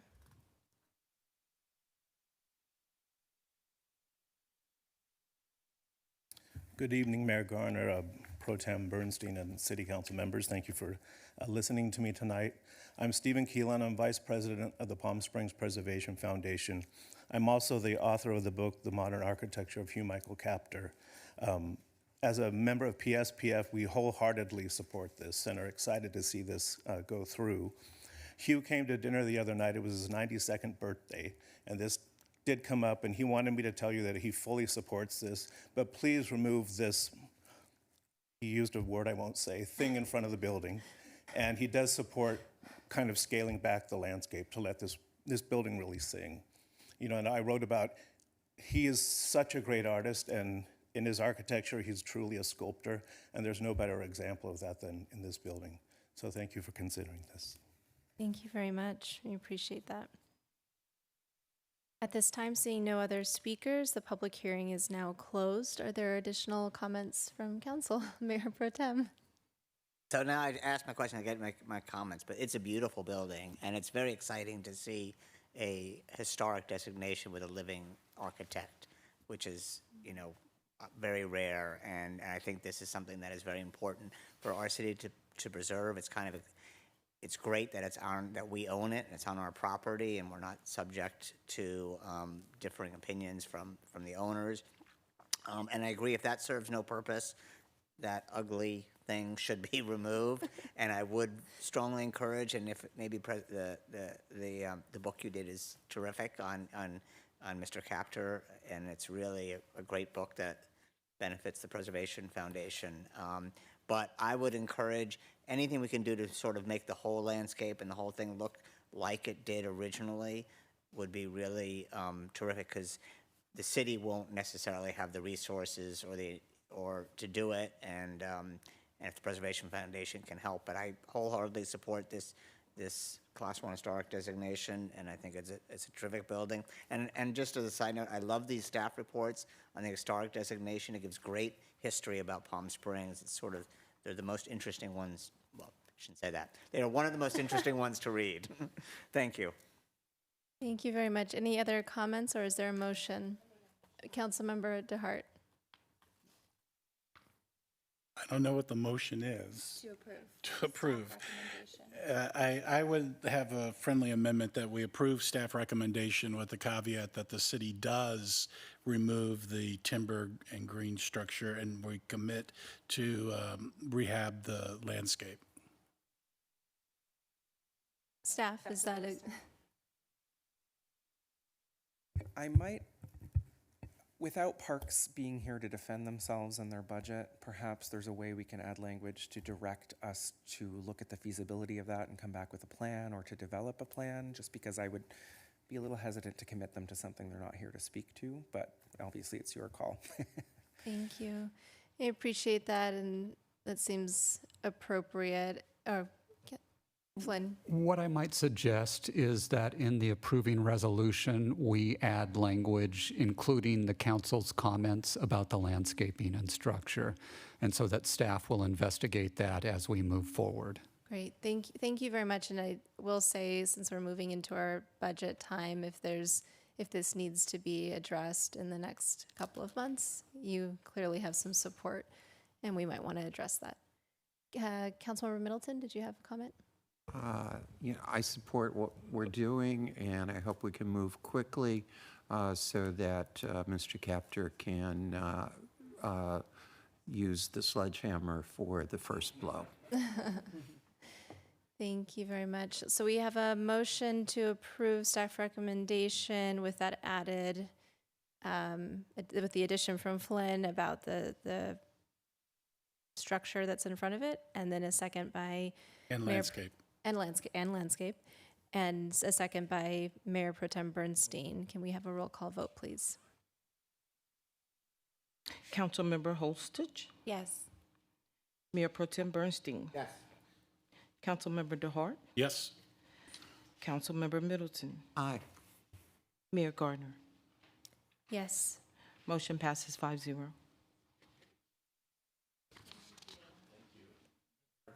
Thank you so much. The next item is item 2C, a public hearing for an application by the City of Palm Springs for historic designation of the Security First National Bank located at 500 South Indian Canyon Drive. May we have a staff report, please? Absolutely. Hello again. This item, which is returning you for a second time, is an application for Class 1 historic designation of the Security First National Bank located at 500 South Indian Canyon Drive. As a brief reminder, the property is located at the corner of South Indian Canyon and Ramon Road and was the site of the Security First National Bank. The application for designation was initiated by the Historic Site Preservation Board in 2021 at the request of the Palm Springs Preservation Foundation, and was recommended for designation by them in January of this year. The council first considered this item in February, on February 9th, and after that hearing, after hearing some concerns from the owners, you directed us to go back and work with them to find a compromise to address their concerns around the impact of the designation and what that would have on their property.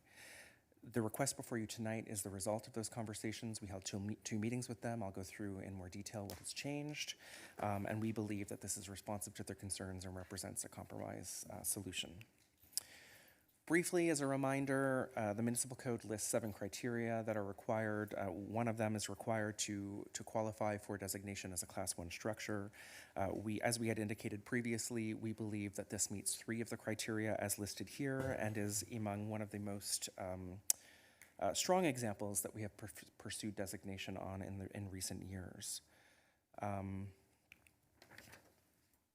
At the February meeting, as I mentioned, the owners raised concerns about the impact the designation would have on their ability to attract future tenants.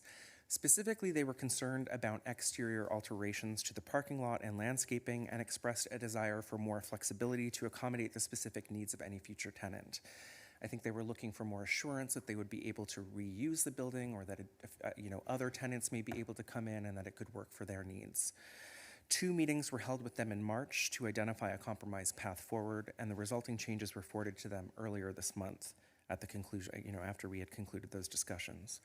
We have not received any objections from them to date, and as I mentioned, we believe this is a workable compromise. However, that they plan to speak after this, and they can tell you in their own words where they are on it. To summarize the changes that we made, so, this was the original list of character-defining features that were before you in February. The strike-throughs that are highlighted in white kind of highlight the changes that we have made. So we have eliminated as a character-defining feature the words automobile-centric design with drive-through. We believe this gives them greater flexibility for how they use that sort of drive-through space as well as the parking lot to accommodate future tenants. We have also removed the reference to landscape design and instead add the word beds. And this, we believe, clarifies that the landscape beds are the element that we were looking to ensure the preservation of, and it provides them greater flexibility to changes, to make changes to the plantings within those beds, which was one of the concerns that they raised. In terms of non-contributing elements, we added the parking lot specifically. It had not been included previously, and this goes kind of in tandem with the elimination and the character-defining features, again, to make it clear that the parking lot itself can be altered to accommodate the needs of any future tenant. We've also added a new paragraph to Section 3 in the resolution under defining historic characteristics. And this is a little bit redundant in that it's reiterating language that is already in the municipal code, but it really is to provide clarity to them and to other members of the public, as well as to any potential future tenants who are looking at the site, that future alterations can be made to the building, and that future uses may be proposed through that certificate of appropriateness process that I mentioned in the previous presentation in accordance with our ordinance. So again, they would have the ability to have someone new come in to make the changes that they might need to make to accommodate a future business, and would work with staff and potentially through the HSPB to evaluate those and make sure that the character-defining elements and the important historic resource is not impacted by those changes, and that's a review that we would coordinate with them on.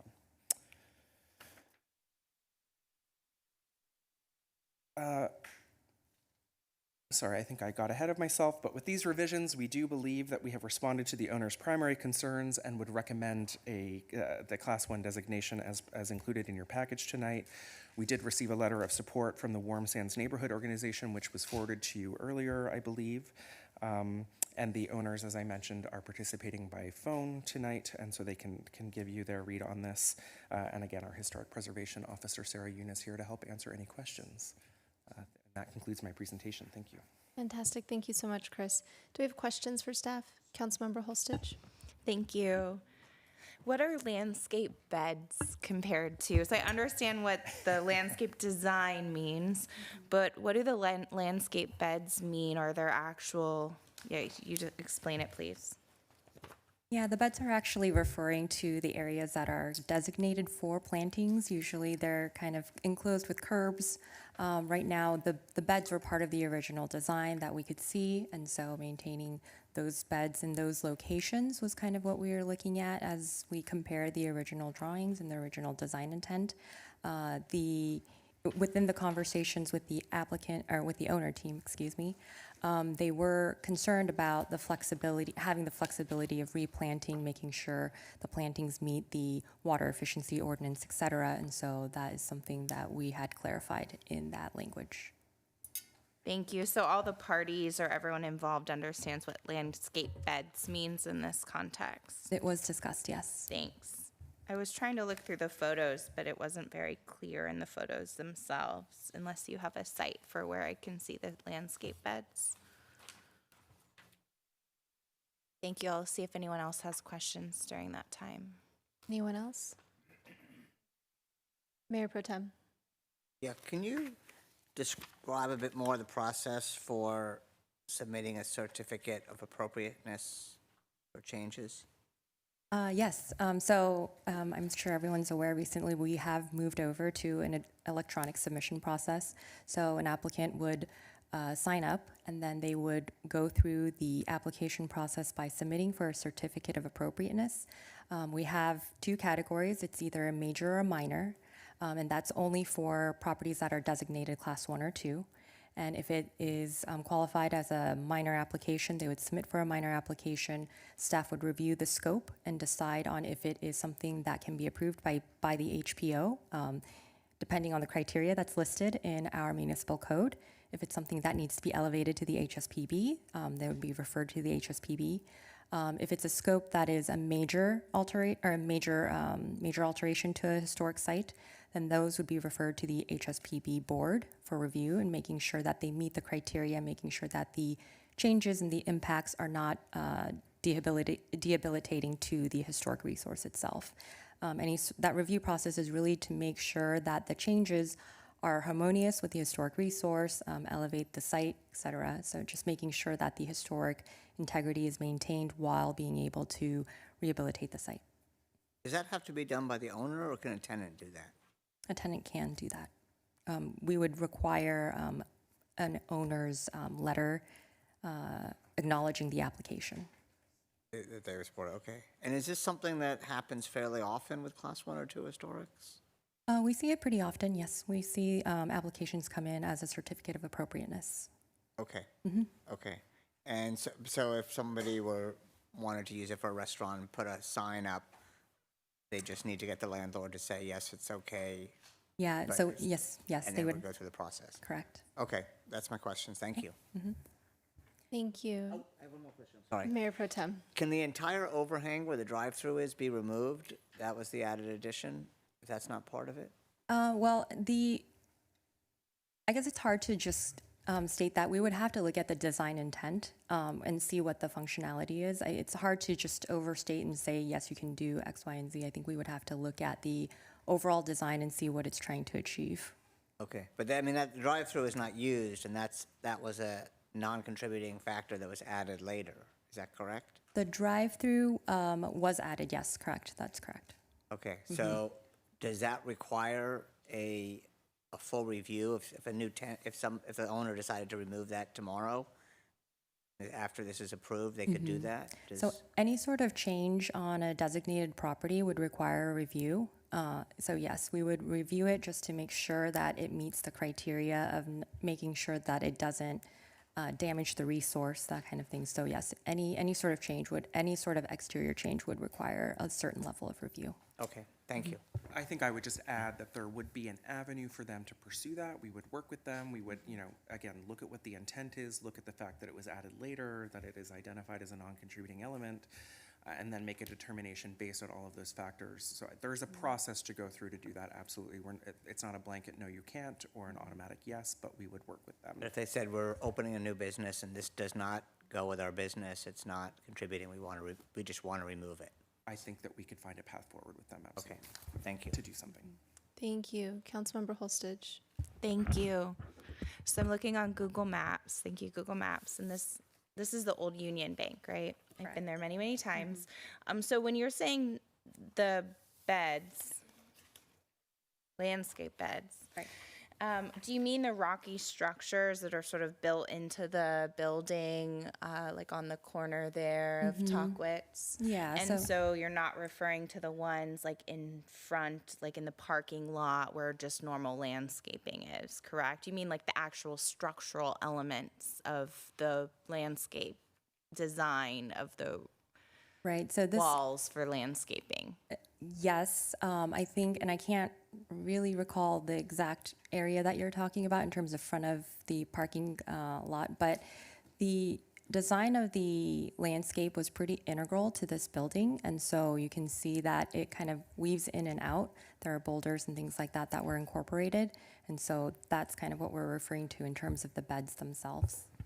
And council member, if I may, are you asking for clarification that these sort of, planters on the edge of the parking lot closer to the street would be excluded versus what's sort of more integral to the building? Is that where you're going? Yeah, but if perhaps I took statutory interpretation in law school, and I think the language matters because if it's unclear, there might be litigation after it. They might bring something forward. So maybe you could just further define what landscape beds is, or you could incorporate by reference which ones you mean. I could just imagine a dispute among a new tenant who might need to expand the parking lot or change that. We just need to know which are actually contributing and which are not.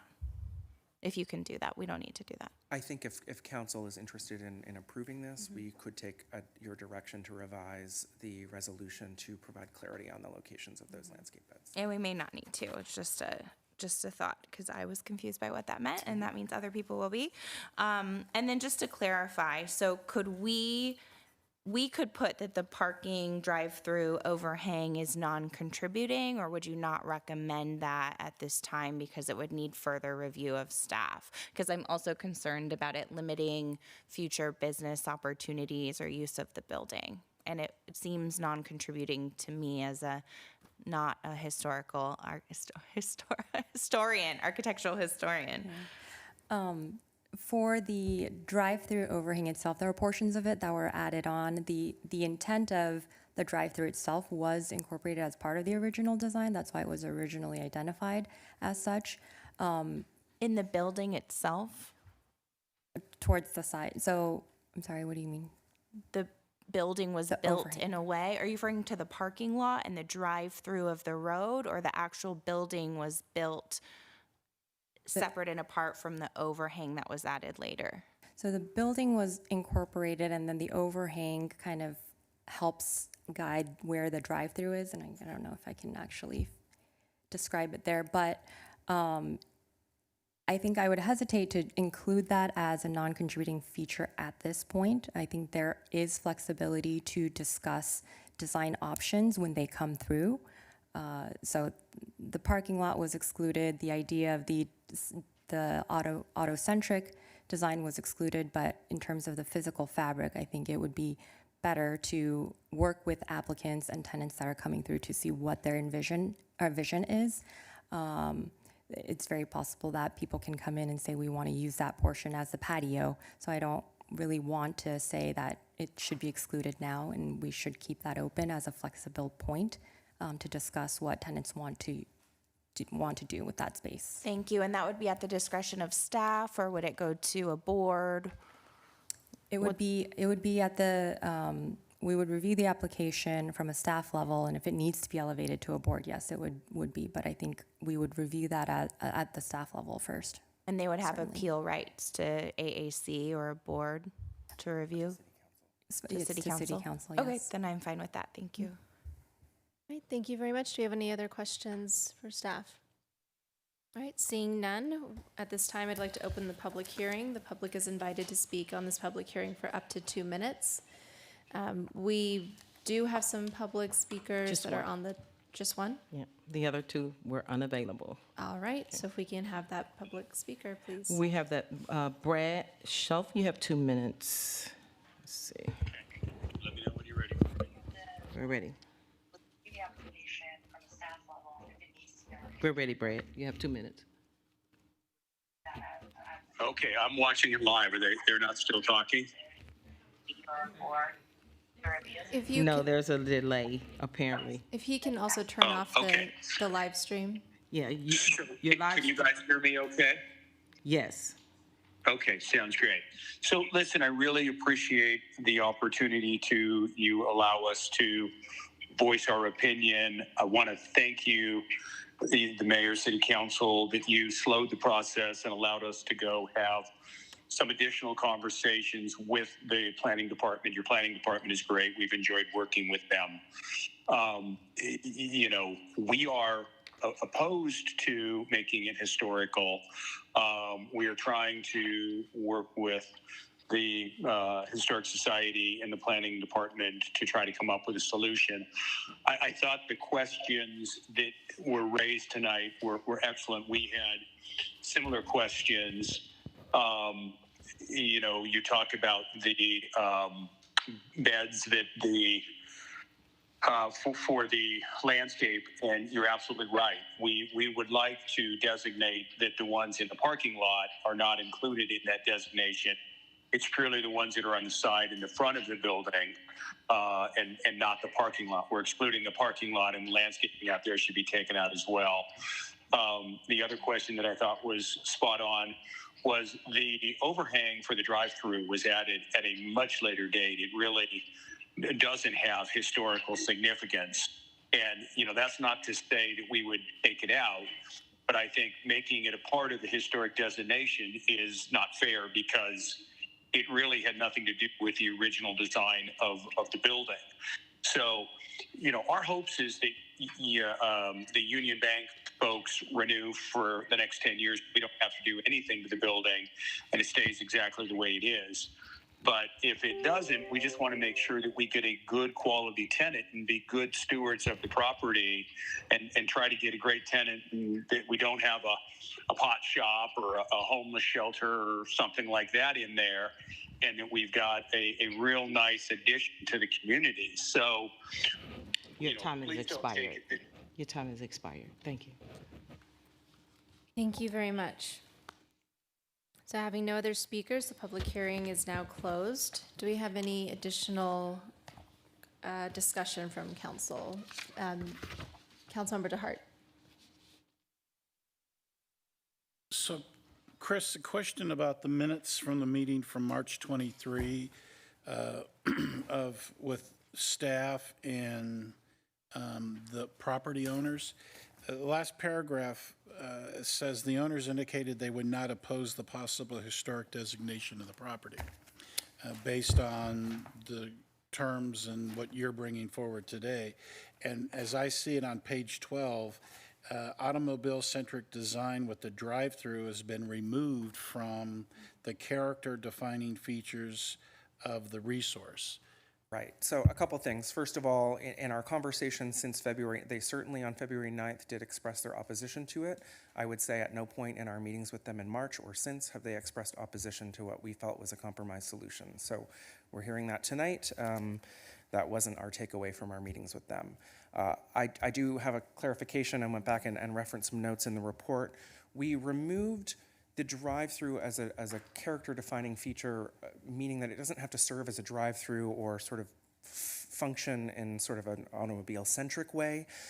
There is a portion of the canopy that was part of the original structure, that was part of the overhang over the drive-through window. I think that's the piece that we're concerned about. There were additions that were put on later that I think if we want to clarify in the resolution, we would be happy to clarify the original overhang is what we would like to see part of the designation, and the rest of it could be identified as a non-contributing element. Yeah, I think that would be an excellent thing to add to the resolution going forward, in addition to the clarification. And I don't know how you do that with a map or somehow on the bed issue.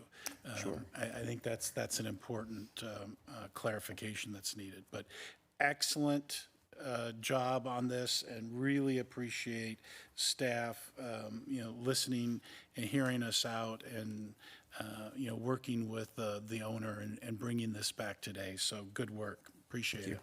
Thank you. Mayor Pro Tem. So is, in the non-contributing elements, you list the extended portion of the canopy. So isn't it already, I mean, you have to clarify which is the extended part, but it's listed as a non-contributing. Correct, So right. that's the part of it, That's the delineation that we were making. If it needs additional clarity to be clear on what we are interested in, then we can certainly have that. and that extended portion, if the owner or tenant decided they were going to remove it, do they still have to go for review? So because it would be a Class 1 structure, they would still, for any alteration to this building, have to come in for a Okay. COA. But in that case, because it's a non-contributing element, I believe that it's something that we would process at the staff level. It's a relatively So simple process. that's sort of what I was asking for. So this is, yeah, it's great work, and I'm glad we came to this resolution. And I, as a tenant in a historic building, I just want to make sure that it actually remains viable and doesn't become a building that no one can use. So, and it seems like these compromises are really good, in excluding the certain beds and the non-contributing element of the extended part of the canopy. So thank you. Are there any other comments from council? Seeing none, do we have a motion? So moved. We accept the staff recommendation along with the notes on defining the original overhang and indicating the specific beds that we're referencing. Mayor Pro Tem. And excluding the parking lot beds. Great. All right, is there a second for that motion? A second by Mayor Pro Tem. May we have a roll call vote, please? Councilmember DeHart, Yes. Mayor Pro Tem Bernstein, Yes. Councilmember Holstich, Yes. Councilmember Middleton, Mayor Gardner. Yes. Motion passes 5-0. Thank you. Council and staff, how are you feeling? Do you need a break? We have one more item, but it might take time. You need a break? Okay. If we can do a quick 5 minutes, then come back, stretch our legs. This might take a minute, the next one.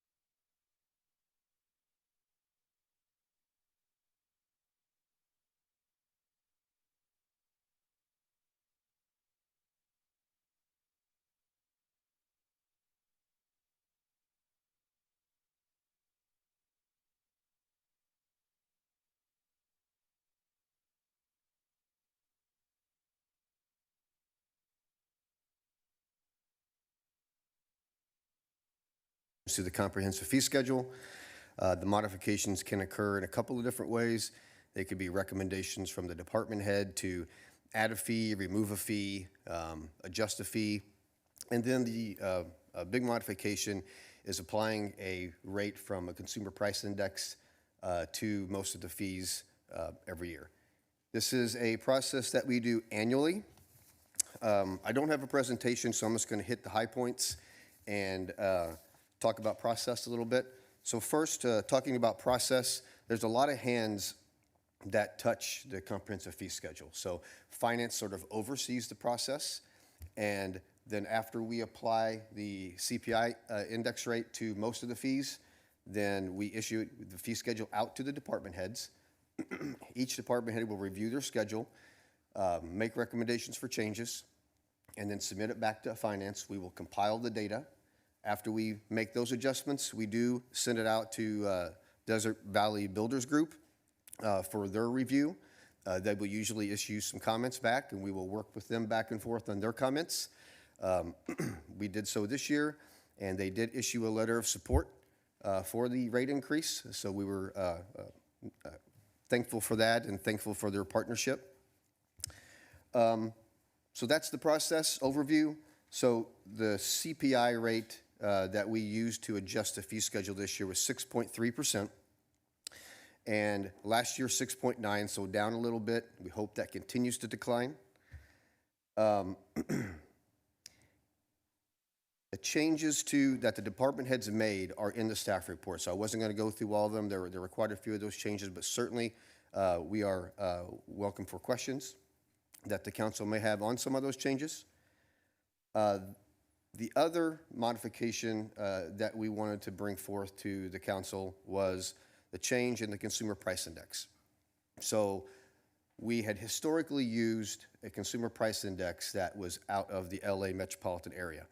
And it was brought to our attention last year by DVBG that there is a better CPI index that's more related to our area, which is the Riverside, San Bernardino, Ontario CPI index. So we wanted to put that in the resolution specifically, call that out, and have it available for questions in the public hearing. And we have done that. We have chosen specifically the all items less food and energy category. That was DVBG's recommendation. That's also what the council, the rate that the council approved last year, so we went ahead and adopted that into the resolution this year. It's usually a little bit lower than the all items rate, and we felt that it was better applicable to as well. Lastly, before we entertain questions, we are due for a fee study. So I think once every 5 years we try to get a fee study in. So we are going to do that in fiscal year 24. We will bring those results of the fee study back to the council and present them, and either in this forum or in a separate meeting. And I think that's it. I will be more than happy to take any questions, and I think we have some department heads here too that if I can answer any questions, they'll be ready to answer them. Fantastic. Thank you so much, Chris. Do we have any questions for staff? Councilmember DeHart? You develop a fee schedule based on the consumer price index. Finance puts the schedule together, sends it to department heads. What guidance do the department heads follow when they're making suggested changes? Good question, and I would just say I think it's just from their own knowledge of their own area. So we don't give them guidance. They know their areas, and so they will be able to adjust their fees based on what they know and based on the programs that they have. And I would just add to that that the fee study goes through a comprehensive look at how many people and staff touch a process, and that's how they evaluate a base fee to cover costs.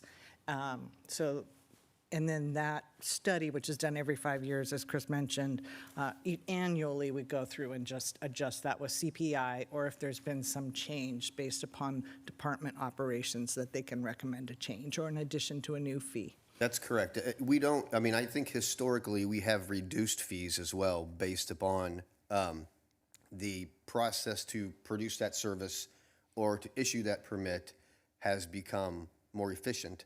And so I don't think we did it last year, but I do think 2 years ago in the building area, I do think we reduced quite a few fees based on the efficiencies that we have gained. It's possible with our new software that we have just implemented this week that we could identify some more efficiencies as well with that software and maybe come back with a reduction in some fees. But it's not uncommon for us to request that fees be reduced as well. Yeah, that'd be fantastic. I just have comments next. Okay, great. Any other questions for staff? Mayor Pro Tem? Oh, I'm sorry. Can we go to Councilmember Holstich first? Yeah, you had your hand raised earlier. Thank you. I have a lot of tabs. I apologize to my colleagues. So we can't charge more than the cost that the city has for providing these services or programs, but we can underpay or subsidize certain programs, right? And we've done that in the past for resident services or Parks and Rec services. That's right.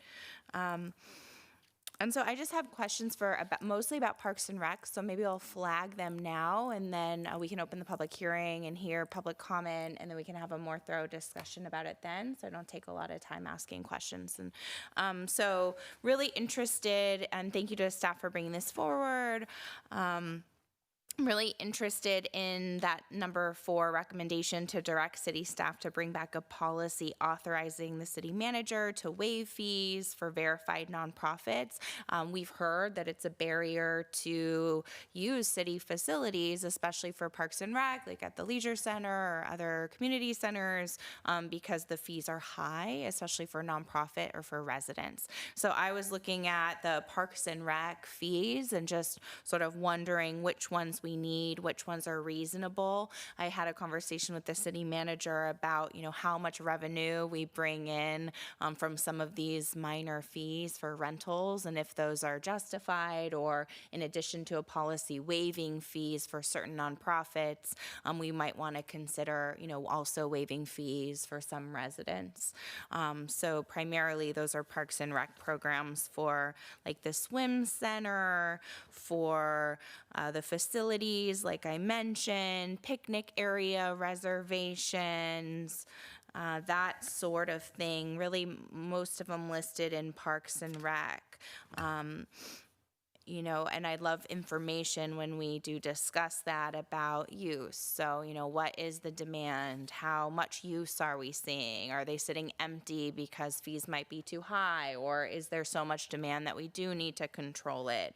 And then the question is, should we apply the cost increase to these Parks and Rec programs? So when $5 or $10 more a month for a family, if you have multiple kids in Parks and Rec programming, for example, that could be a significant amount. So I think in the past, we've protected some of the rate increases to not increase rates on residents for Parks and Rec programs. Many of our residents who are living in poverty and might not be able to afford that when they're trying to decide to buy more milk or put their kids in summer camp for the additional cost. So I am not making comments about that. I'm just asking if you could take a look at that, because obviously 6.8% is a significant increase. I mean, we're seeing that for all types of cost of living issues for residents. So if you could just be prepared to discuss that and answer those questions when we get through the public comment period. Thank you. Thank you. Mayor Pro Tem? Yeah, so I had a few questions. Along that line, do we have any program now to allow for nonprofits to request fee waivers? We do not to my knowledge. Okay. And do you know how do our fees in general align with other cities in the Valley? I think that we rely on our fee study to help with that. I haven't really compared the fees to any other cities. I don't know if any city staff has or not, but hopefully our fee study will address that. I may have a comment on that later, but they're just my questions now.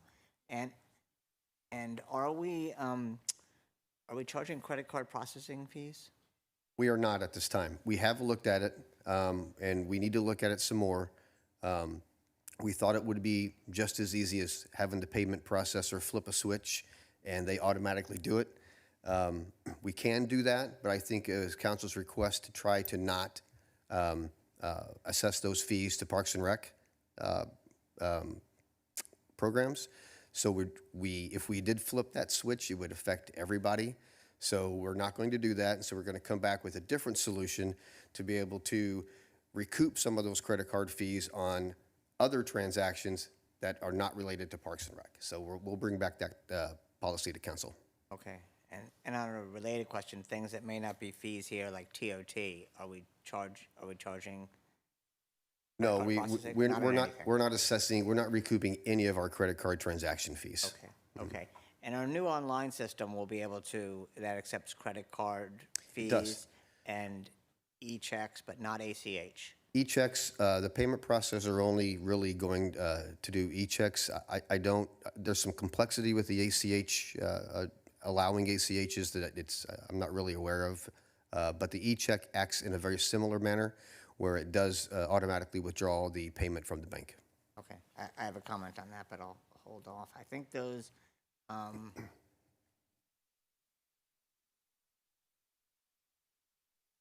so do you work with anybody else besides DVBA on the fees? That's the only external partner we work with. Okay, okay. Those are my questions for now, and then I have comments for later. Thank you. Great, thank you. Councilmember Holstage? Thank you. I just have a follow-up question if I can, because we had attempted to create some sort of fee waiver program for residents living in poverty. That's why I looked at you, because it was a few years ago. I was seeing if you remembered. So we're not currently doing that, even though we worked hard. I'm not aware of that if we are. I don't think that's happening. Thank you. All right, thank you very much. I do have a note here that we do need to accept that the staff report has been amended to include the two separate resolutions, consolidating them into a single resolution. So we need a motion and a second to accept that change. Okay, can we have a roll call vote, please? Just accepting the change to the staff report because it wasn't able to be submitted earlier. Councilmember DeHart? Yes. Councilmember Holstage? Councilmember Middleton? Mayor Pro Tem Bernstein? Mayor Gardner? Yes, thank you so much. Motion passes 5-0. All right, so at this time, with no additional questions for staff, I'd like to open the public hearing. The public is invited to speak on this public hearing for up to 2 minutes. Do we have any public speakers? I don't have any. No, I don't have any either. All right, seeing no speakers, the public hearing is now closed. And this is now time for additional questions or comments from council. Councilmember DeHart. Oh, yes, go ahead. Yeah, thank you.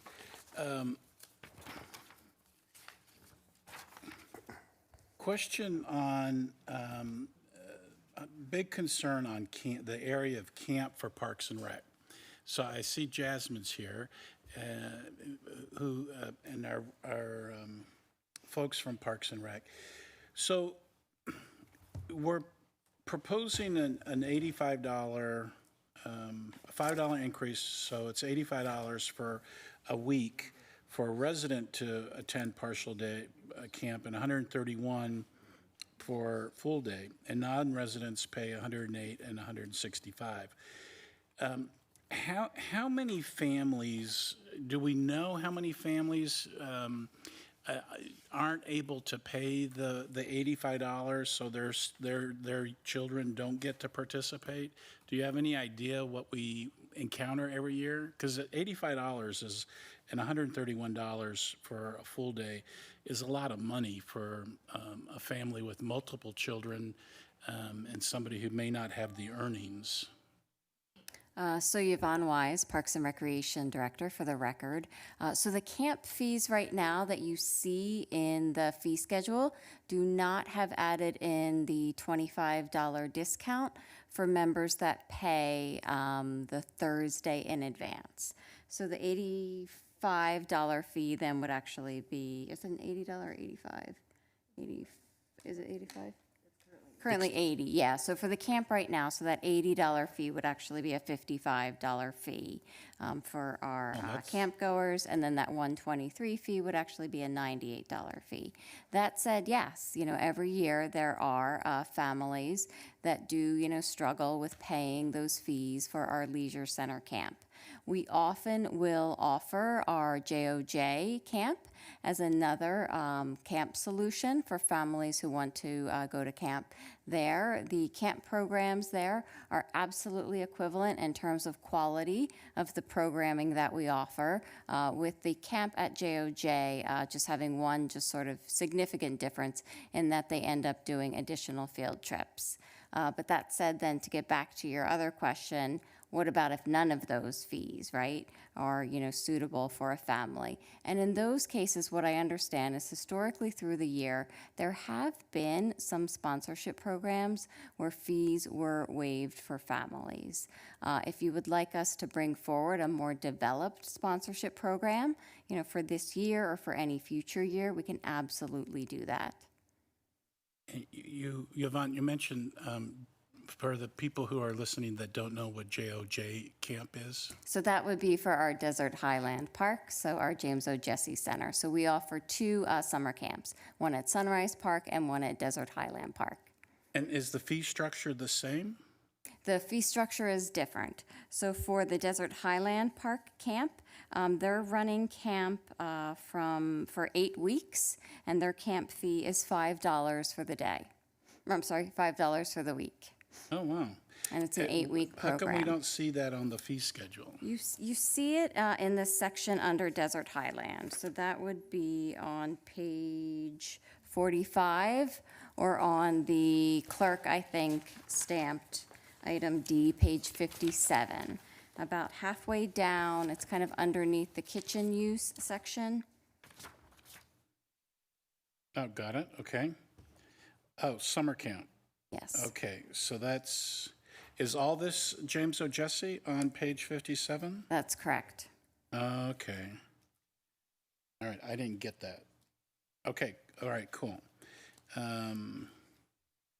Wow, that's a significant price difference. So how is the program different?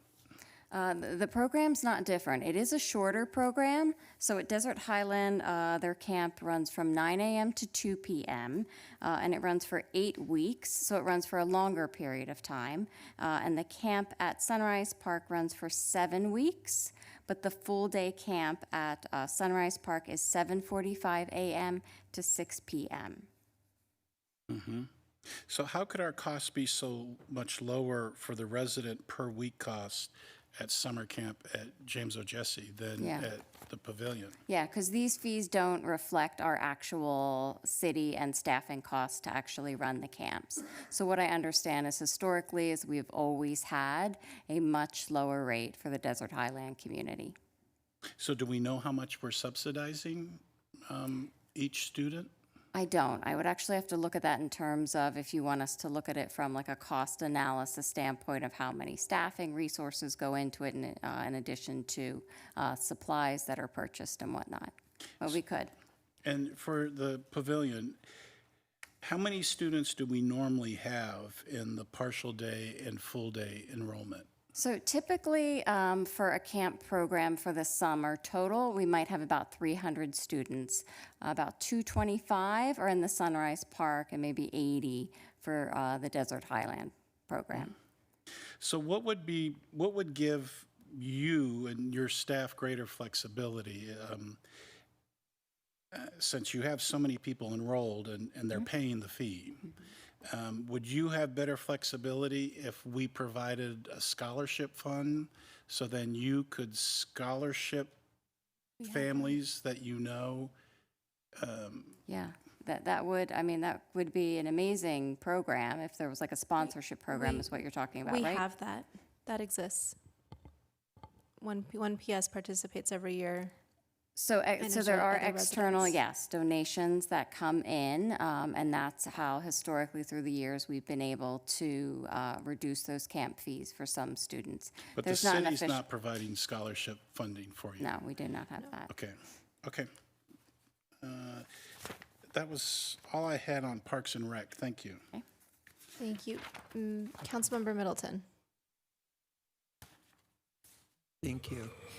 I want to pick up on what Councilmember DeHart said, and I'm not sure that we can compose it here from the dais, but I believe the idea of a scholarship program and providing funding for a scholarship program that would give our Parks and Rec professionals an opportunity to subsidize where it is appropriate. And what I would ask is you come back to us with a set of recommendations regarding what kind of funding that would be and what parameters would make the most sense for us. But there's, I believe, unanimous support on City Council for those residents that don't have the financial means to participate in our youth programs in particular, that we give them the resources to be able to do so.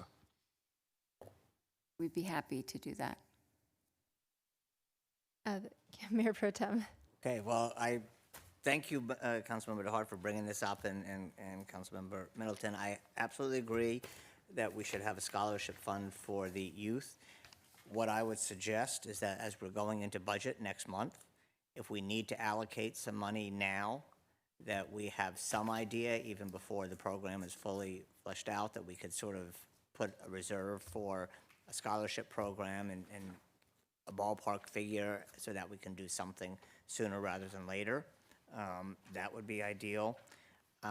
That's all I had on parks. My other comments are really that I would like to see an opportunity for nonprofits to have their fees waived, ideally with just city manager approval on that, especially since some of our nonprofits actually generate other revenue for the city, so we're benefiting and we don't necessarily need to charge them as well. So I think that's something that we should really look at.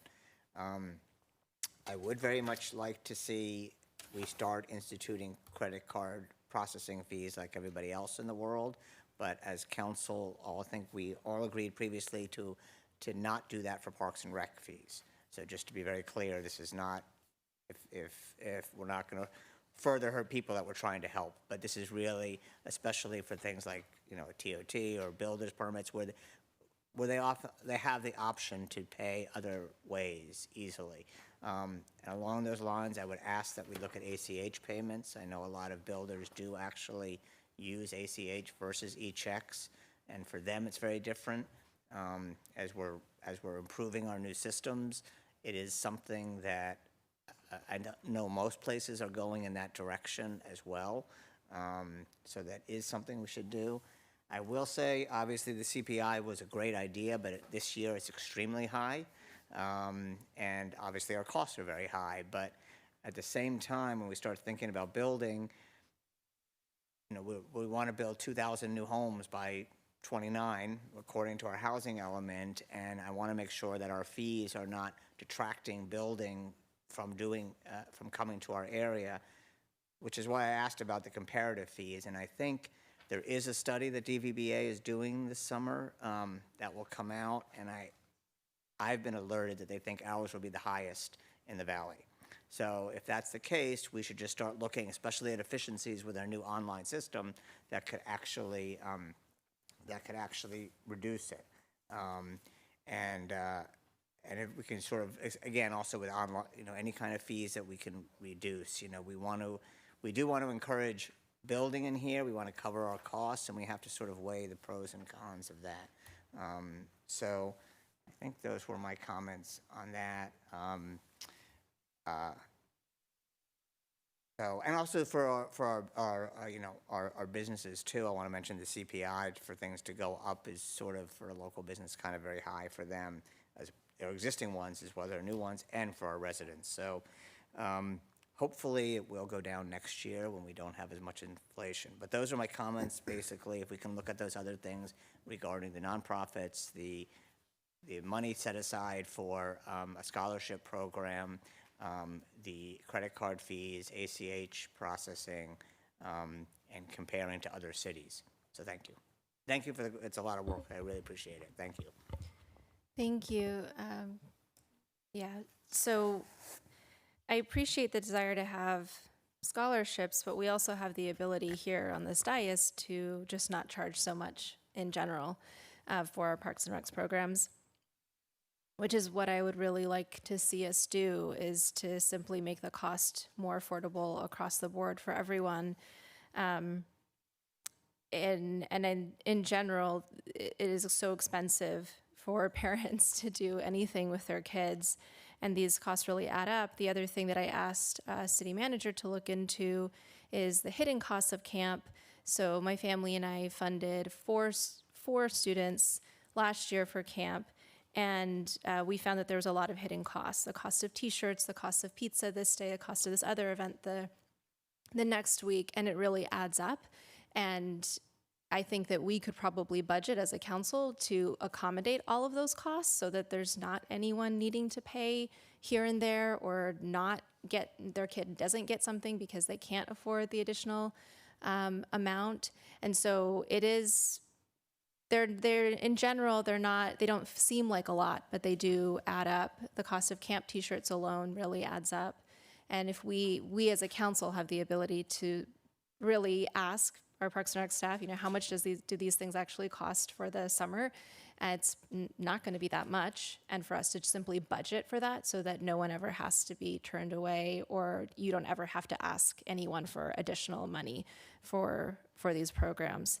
But I would like to see us consider just lower costs in general for summer camp and any other camps that we have, because I do know we have a winter camp at JOJ and a spring break camp too.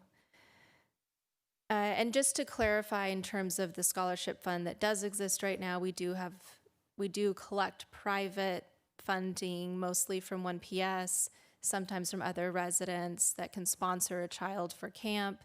And it is my understanding, but Jasmine, correct me if I'm wrong, it's my understanding that if any kid or family comes to the city and doesn't have the funds, that you usually do reach out to Park 1PS, right? So yeah, we have a direct relationship with 1PS. We don't turn children away from camp. So we do have something in place. That doesn't mean that the city, cannot obviously do that ourselves, but I would love to see us do that by lowering the cost in general and then maintaining this partnership for any additional costs that come in, because it is something I think that's been working really, really well, and our power is stronger by just lowering costs across the board. Councilmember Holstich, did you have other comments? Thank you. I agree. A scholarship program is nice. It's sort of a charity model where we're looking for charity to support kids.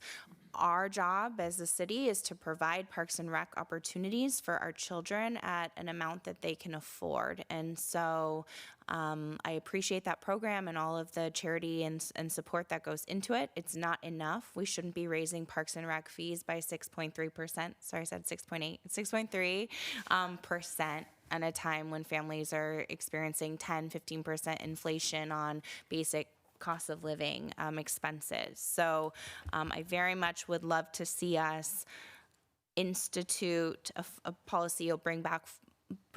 I'd love to have you do the analysis for the Parks and Rec and library fees, by the way, too.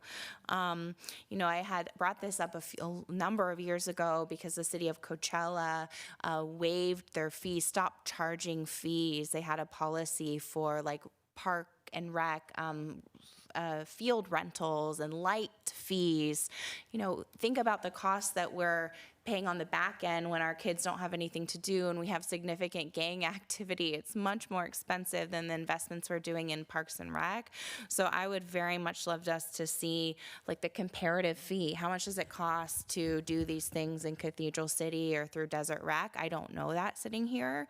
And I'd love to know that so that it is comparable. And then if there are good practice fee waiver programs, I feel like we had done this before. Please, I'll look back.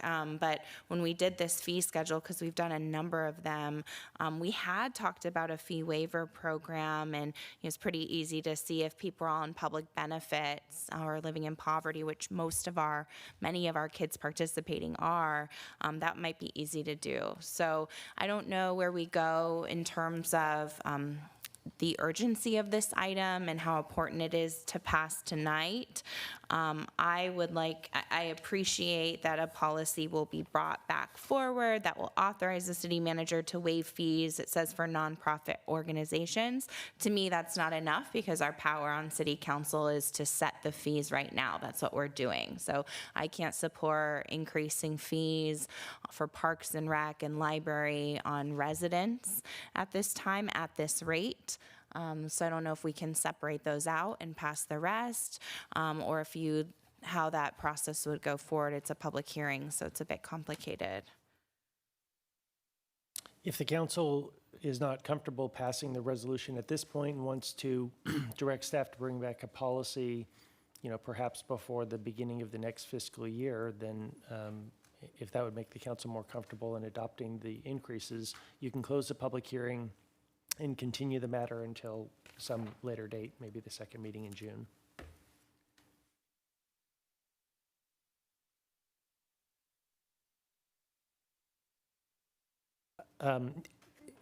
To clarify, yes, you could adopt the resolution as it pertains to other non-Parks and Rec fees and hold off on the Park and Rec's fees until some later date and bring that back at a later date when there's a policy that is acceptable to the council. And that wouldn't have a significant impact on the operating of Parks and Rec or the city. I'm seeing heads nod. And one other question I have or comment, I see that we started renting out our council chambers again. So we used to do this and then we had stopped.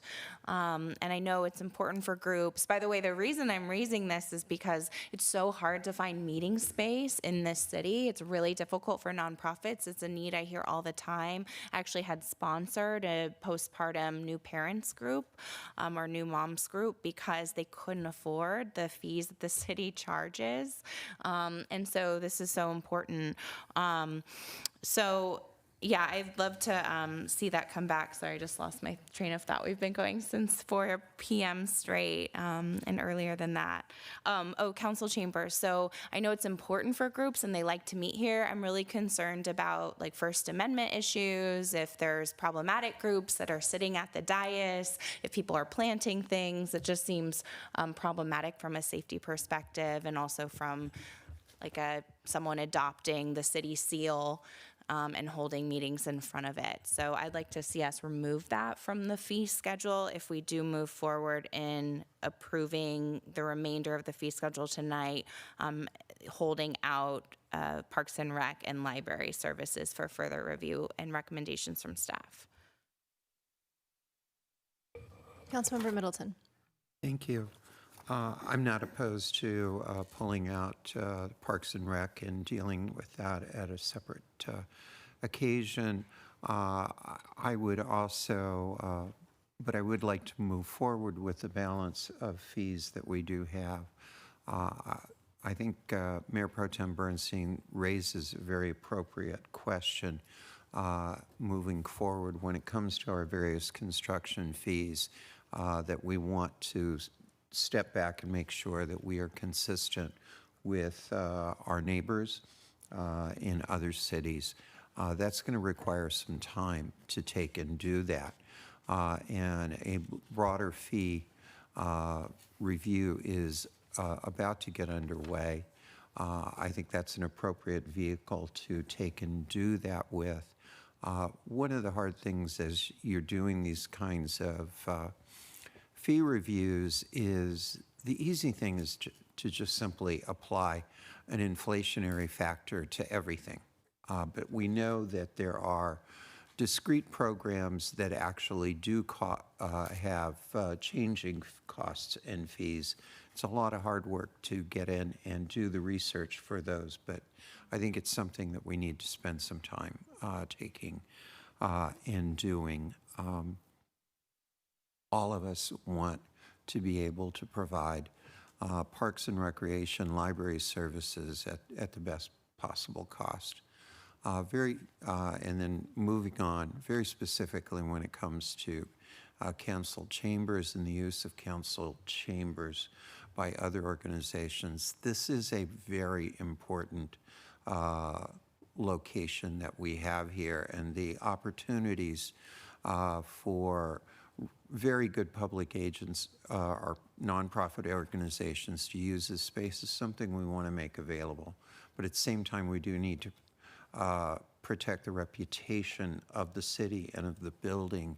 And I would suggest we ask the city manager to develop a set of policies when it comes to the rental of any facility, but most specifically when it comes to the chambers themselves, so that we, without violating any constitutional provisions, do protect this institution.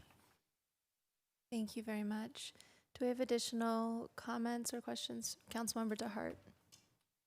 Yeah, thank you. I agree with addressing Parks and Rec and Library after we've got an analysis of what those impacts are. But there, at some point, we've got to draw a line on when are we being fair to everybody when it comes to fees? Our small business community, the business community in general, our mom and pop businesses. Do we address lowering fees or not increasing fees across, for them? So I'm a little concerned on where do we draw the line on necessary cost for the city operations, but very much in favor of addressing Parks and Rec separately as we move forward. And I think, no, that's good. Thank you. Thank you. It's a good comment. All right. At this time, what I'm hearing is moving forward with approving the fee schedule with the exception of Parks and Rec and Library to be considered at a date certain or not, City Attorney? You don't need to have it be a date certain. Okay, thank you. To be considered at a later date. Do we have a motion and a second for that? I forgot my thought. I didn't finish. I'm sorry. Go ahead. Sorry, I did hit. So one area in particular that I think is an outrageous fee, and that's we're at $10,984 for renewal application for cannabis. And when we're looking at an industry that's being extremely hit hard, that renewal fee to me, it just seems outrageous. And I'm if we only have 20 applications, is what I understand. 20 applications, $10,000, and I understand that's a real cost to city for staff time and site visits and everything. But just like lowering cost on Parks and Rec, I think here we are having a significant impact on the businesses in particular that are being hit really hard. So that's a fee that I don't feel comfortable with. And if I understand if we can't sit today and say we're going to lower or not even have an increase, I would be very happy not having an increase. But there was it says increase is based on resolution number 24899. So can we even ask to not increase the fee because there's a prior resolution? City Attorney, that's for you. I'm sorry. So Councilmember DeHart was referencing the resolution that was previously passed raising the rates for cannabis fees, and he's asking if we can if we're allowed to adjust that. So this is the third year of the resolution for fee increases for cannabis renewal. And I'm asking, are we able to say we don't want to have that? We'll waive the increase this year because it's a considerably economically hard hit industry. Or is that original resolution prohibit us from even looking at it. I think what's before you tonight would give you the authority to waive that if you decide to waive this year's increase. Thank you very much, Mayor Pro Tem. If I can just address as cannabis, I was going to bring this up later, and I know Councilmember Holsted has brought up the taxes, and we have this. Mayor Gardner and I were approached and to look at the ordinance and some other issues of it. Some other issues in the whole ordinance and the cannabis. And I think we were going to look through the ordinance and all these issues and present and give something to council to discuss about revising the ordinance and the fees and the taxes, looking at other issues that are going on in the cannabis industry to see how we can help. And this, I brought this up in the budget discussion earlier about the taxes going down and how we can make sure that we have this revenue stream. So I'm not necessarily opposed to holding off on this fee increase, but what I'm going to say, there's a whole lot of issues with cannabis, and I think it would be smart of us to sort of address them all, address all the issues that keep coming up over time. There's been issues with code compliance, with waivers, with renewing permits, with unused permits. All of these different things have come up with potential odor controls, moratoriums, all things that have been mentioned. I'm not proposing anything, but if we could have time to review the ordinance and these other issues and then discuss with council and as appropriate, it might be a way to sort of address a lot of the cannabis issues. Thank you. Councilmember DeHart. So following up on that, then I would suggest we pull cannabis, Parks and Rec, and Library for a future, to address it at a future time, when we've had that assessment. Yeah, that's possible if the council wants to move forward with that. And just to be clear for the public as well, if we're not addressing these particular areas, the fees would stay as they currently are. Councilmember Holsted. Thank you, Madam Mayor. Sorry, this opened up a can of worms for me for some other questions. So every agency does this as a matter of course, essentially, right? Or at least every city to adopt new fee schedules every year, or do some cities not adopt them every single year and just leave fees as they are? I can't answer that question. I haven't looked into what other cities do with their comprehensive fee schedules. Thanks. Do you know if we're the first city in the valley to do it this year? I just know that we've been doing it based on a consumer price index since 2019. I think we started doing some other flat increases in 15, but with the CPI index, it was in 2019, I believe. Thanks. And then so you listed in your report that we looked at different rates, and different amounts, but you didn't list what actual amounts if we had adopted other ways to calculate the CPI for different regions or the food and energy, all items less food and energy category. Yeah. So what were the options, the actual numbers that are presented to us, and was it much less or much more, or Well, 6.3 we really was just in looked the at middle? two options, to be honest, just two. We looked at the all items category, which was previously used historically, and then we looked at the all items less food and energy, which was mentioned as a recommendation last year. The all items rate would have been 7.3%, and so the all items less food and energy is 6.3. Thank you. So this was the lesser amount. Right. And I'm just asking that for businesses, because I understand, for me, and I have some personal privilege here because I had, I think, 15 campaign mailers attacking me for raising fees, probably $1 million.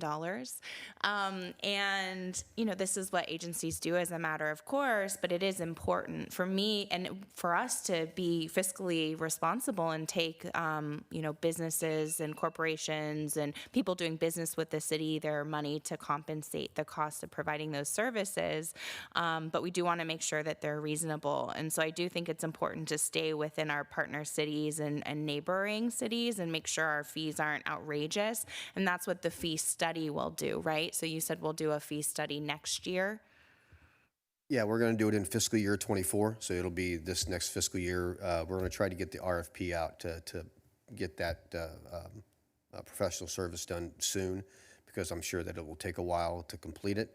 And yes, we would like to have the comparisons to the other cities in Great. that report. That'd be And then great. we'd also like to see what the DVBG says too in their report that they issue as well. That'd be great. I think having comparable information and analysis would be really helpful here because I agree with Councilmember Middleton. Just taking a CPI year over year over year might really result in fees that we might not have set through a fee study. So and I raise that just to say, pulling out specific, for me in my mind, I was thinking residents are impacted and trying to pay for food and rent. Businesses I feel are struggling as well, but it's just different when they're doing the business with the city.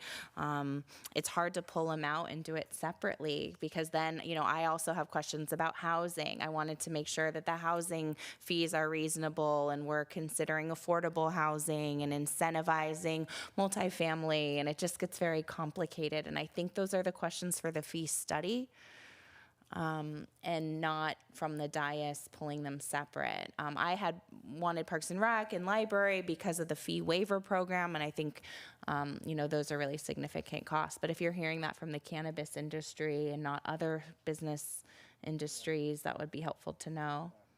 Yeah, I think it's a big concern, and it's looming for the industry. And I'm just as fine if we say we're not going to have increases this year. If we don't want to pull cannabis and wait for the study that we're asking staff to go forward with, I would be fine saying we're not going to increase cannabis this year until that study is done, instead of pulling it separately. I would be in favor of doing that. Mayor Pro Tem.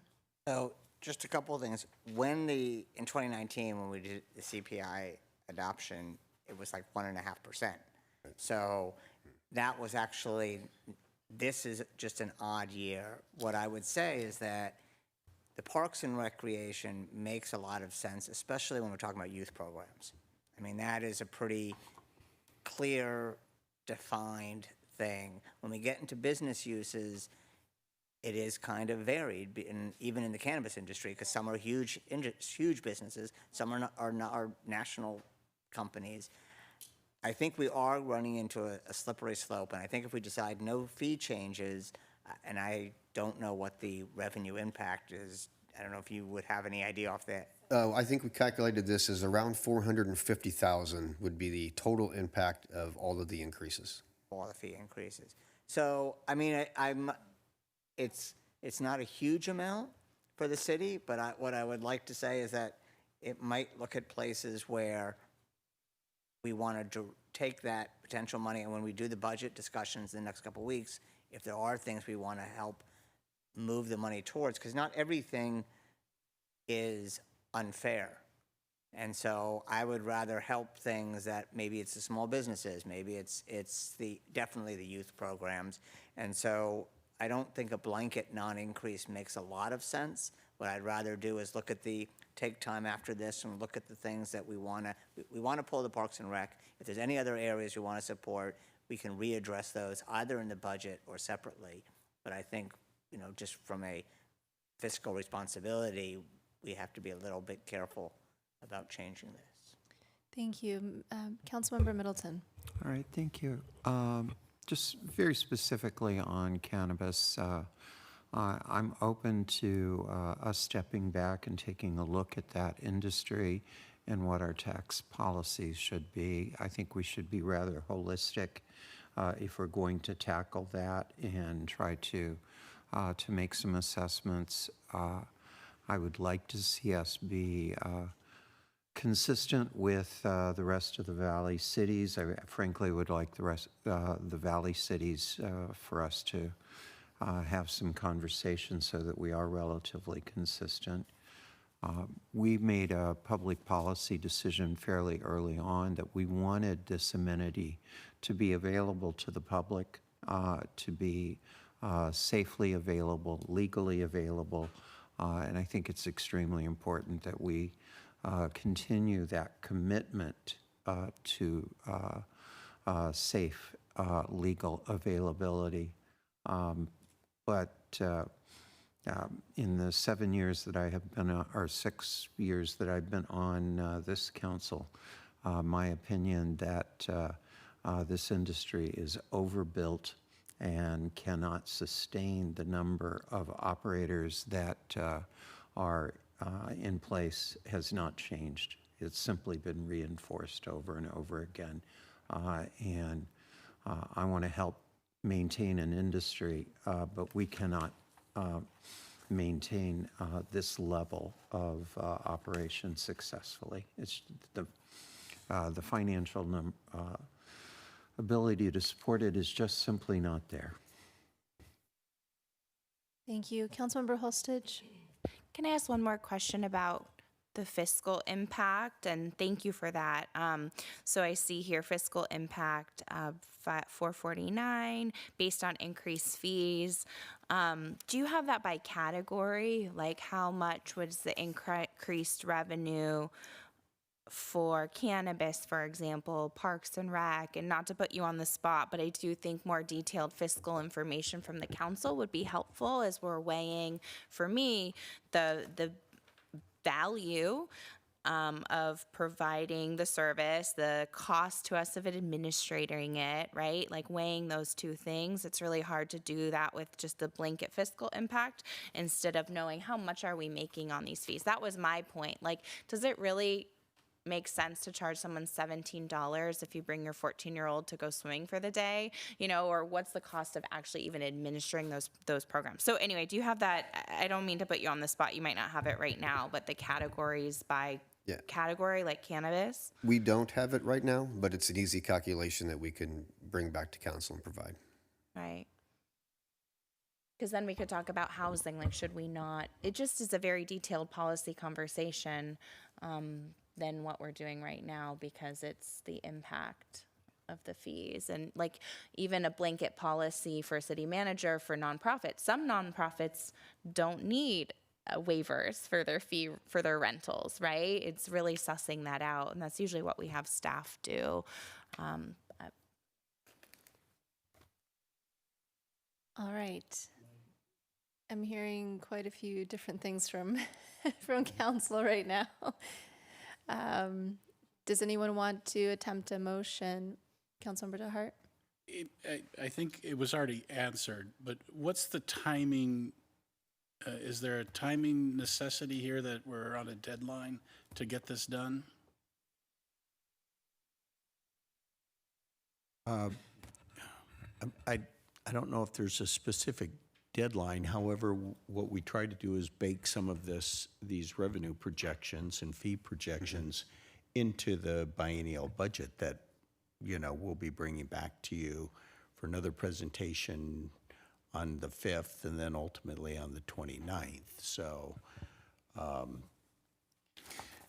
There really isn't a deadline. The effective date of the fees to be raised would be 60 days from the date the council approves the resolution. So that's the only date-specific item that I know of. So I can't imagine we're going to have a cannabis review anytime soon. No. And if we could quickly get by area the revenue that these increases would have, I don't know if that's enough information to be able to analyze every single area. Yeah. Do you think so? It would be helpful for me. It'd be more than what we have today. So then it would be better just to set all of this aside for whatever amount of time we need to get those additional details from staff. If council's directing staff to review the Parks and Rec, the library, and all of that might take a little bit to do. So I don't think that's a next meeting thing. I don't even think it's a next quarter thing. I think out of those areas, the Parks and Recreation, library, and cannabis, the 6.3% on a $10,000 fee is certainly going to be larger than the smaller fees that are Parks and Recreation. Yeah, it will be. Take the camping fees. I think we looked at this earlier. It was $93,000, I think, for last year in '22 for total camp-related fees. And put 6% on that, it's not much of an impact to anything, so, yeah. So I'm just wondering out loud, we're being challenged with not having enough data to look at particular line items. So is $449,000 for this year in increased fees? It's not going to have a significant role in the budget, period. So I would say, it's not a very significant number. Why don't we take the time we need to do the assessment so we know what the cost impacts are, come back with our park and rec program that we all want to embrace, and just postpone the increase until we're ready, is what I would think may be the better direction to go.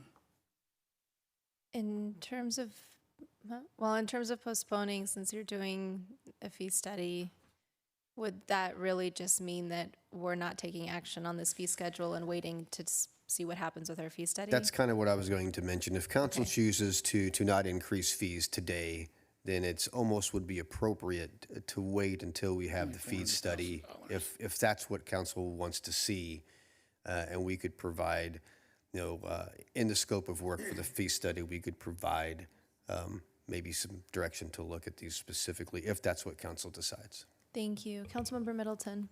I think we've got a couple of different items here. When it comes to libraries and parks and recreation, my sense is there's very strong commitment to subsidize those activities. What we're going to be looking for is recommendations as to what are the appropriate ways to go about doing that subsidy. When it comes to cannabis, I think we are trying to figure out what is the best taxation and fee policies that we are going to have, and I don't have the same sense that we are anxious to subsidize that particular industry or to penalize that industry, but just that we've got a very new industry that we don't quite understand what the appropriate level of taxation should be, and we want to have some study and recommendations on that. And so I think treating that one separate from the other two makes sense. And then Mayor Pro Tem Bernstein has raised the question when it comes to the broader collection of our fees related to building that we may be willing to take on some degree of subsidy if we are, particularly if we're out of line with what the costs are in other cities, to incentivize that construction. But each one of those needs to be very deliberate decisions that we make. And so my recommendation is that we ask for a study of cannabis and that we defer any action on cannabis until we get that study, that we do not increase any fees related to parks and recreation and to libraries, with an expectation that we're going to get a report that may indicate that not only will we not raise, that we may lower some of those fees because we're trying to create appropriate subsidies. And if that works for everyone, I'll make that motion. What about building? Building, I think that can be a part of the study that comes forward to us, but it's something that should come back to us, particularly in connection with a review of what are the fees that other cities are charging for similar construction services. And that's what the DVBA is doing this summer, so we'll have that. No. Sorry, go ahead. Under this, I would move forward with what has been proposed. I think that's fairly, we've got support from Desert Valley builders that these were appropriate fees, so I would go forward with it and then engage a broader study as to, do we want to engage subsidy? Thank you. So there's a motion on the floor. Is there a second? Councilmember Middleton, do you want to All right. repeat yourself? Motion is one, we do not raise any fees for libraries and parks and recreation.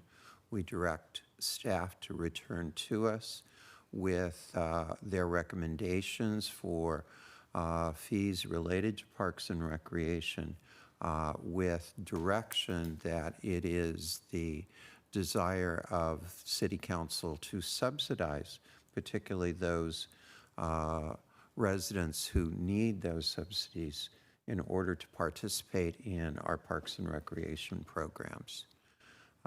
Two, that we ask staff to come back to us with a survey of cannabis fees and taxes that incorporates a review of fees and taxes paid by other or charged by other valley cities, so as to give us an opportunity to address the broader question of what our fee and taxation policy should be when it comes to cannabis.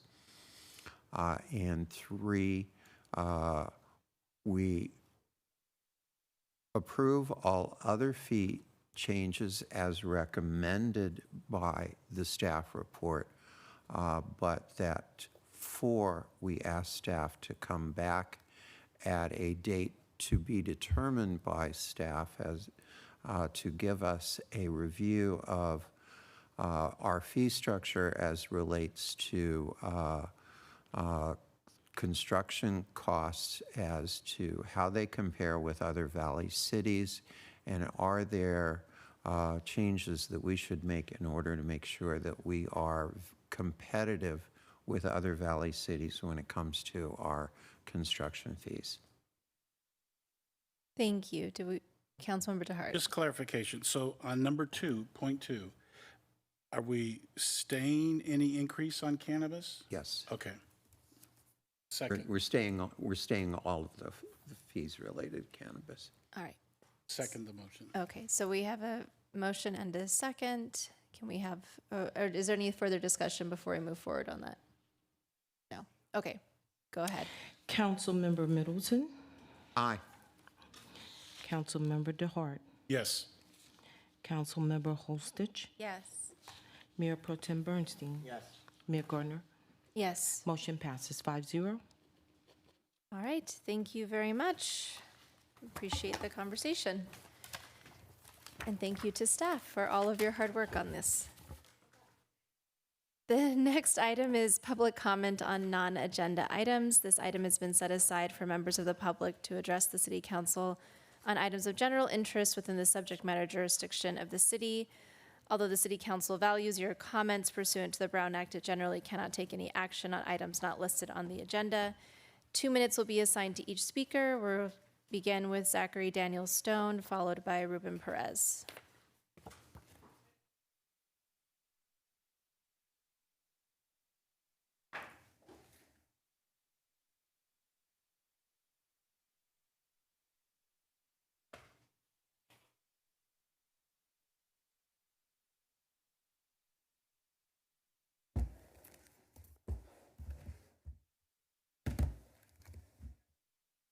All right, you ready?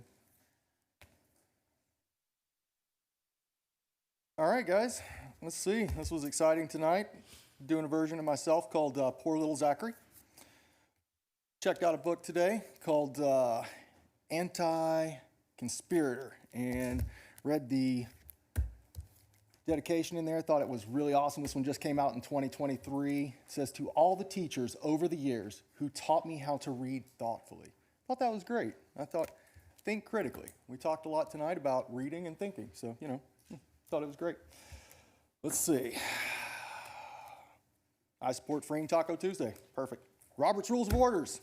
Chaos. If we followed them, you guys wouldn't have as many questions. Let's see. Elected officials or candidates? Are you guys here for service for yourself or any self-sacrifice? I don't know. It's kind of odd. Meeting notices. Can we put these in the downtown library and the library main branch as well? just any of the meeting notices, just so I don't have to walk all the way out here for them. I could do it online, you're right, but I don't have access all the time.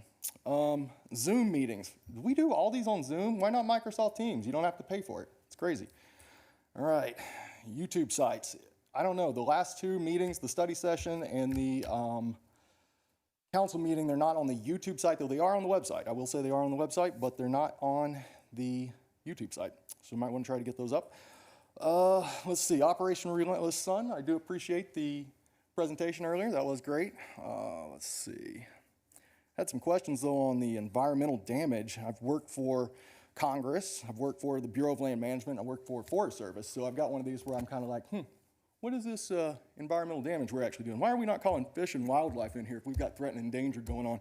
Why are we not talking with the state going, hey, we need to get somebody in here for this? Thank you. Thank you. The next speaker is Ruben Perez, followed by Melissa Boyd.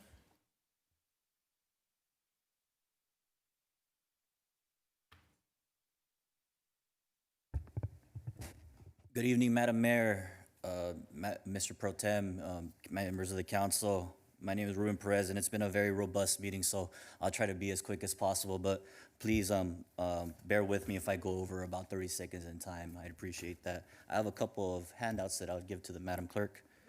The assembly member asked that I come tonight, say hello, and give a little update on his behalf. This legislative session, we were giving a new committee assignments and now chair the Committee on Utilities and Energy.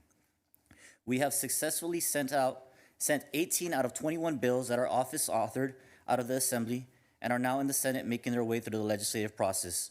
3 out of the 21 are 2-year bills.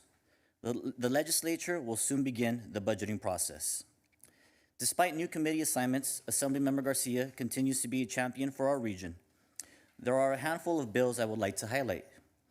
In order to address the housing crisis, the Assemblymember has authored AB 371, which establishes the California Tribal Housing Program within HCD, AB 1630, which helps cut red tape for the construction of student housing near college campuses, AB 1385, a bill sponsored by Riverside County Transit Commission, RCTC, and the Coachella Valley Association of Governments, CVAG, grants RCTC the authority to go back to the voters and ask for a potential tax increase for transportation purposes in the future.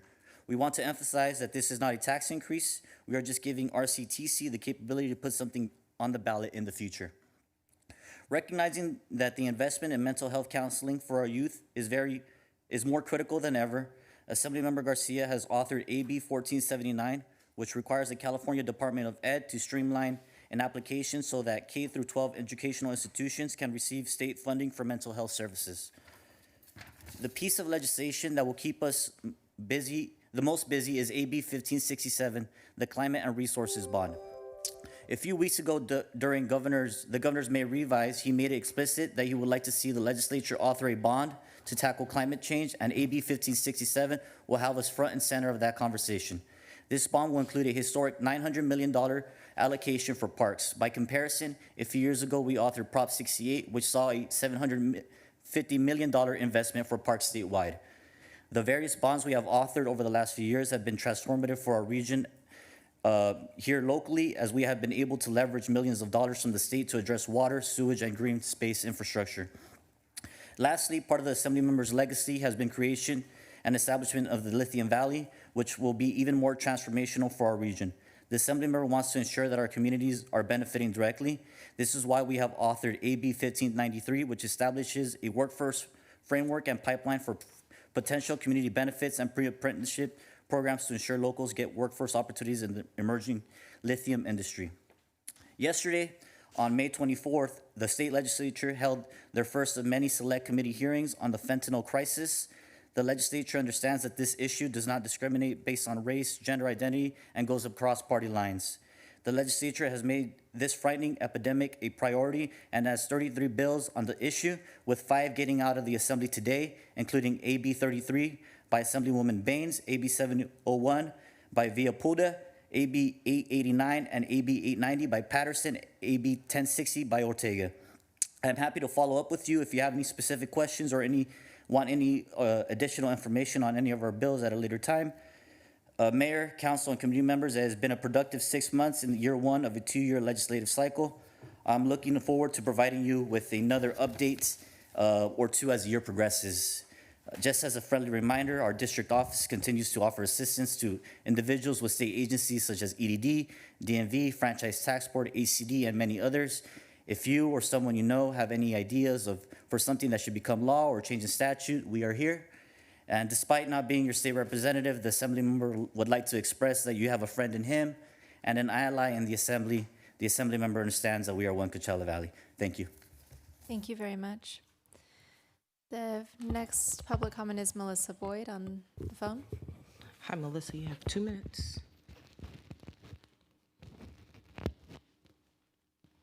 Hello? Yes, You have 2 minutes. thank you.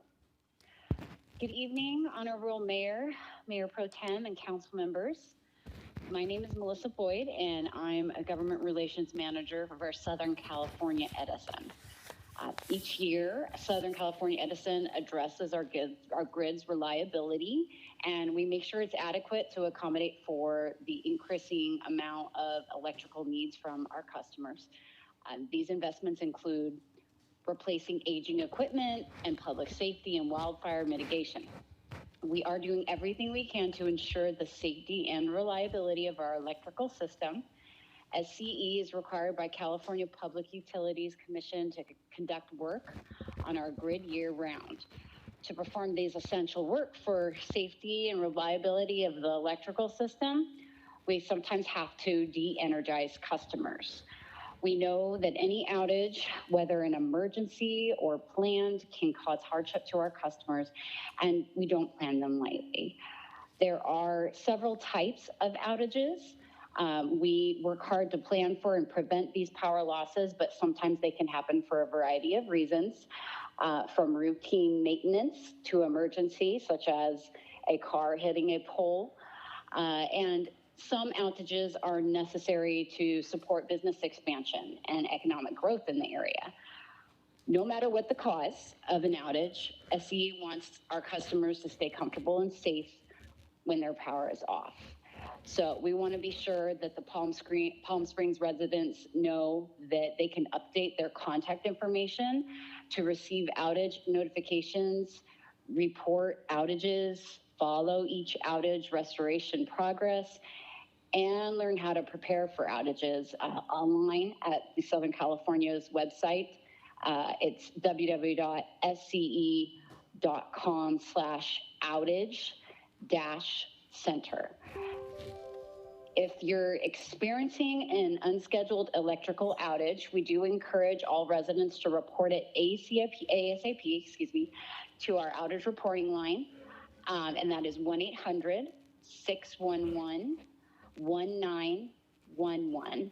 And if there are any residents with questions or concerns, they can also call our customer service number, which is 1-800-655-4555.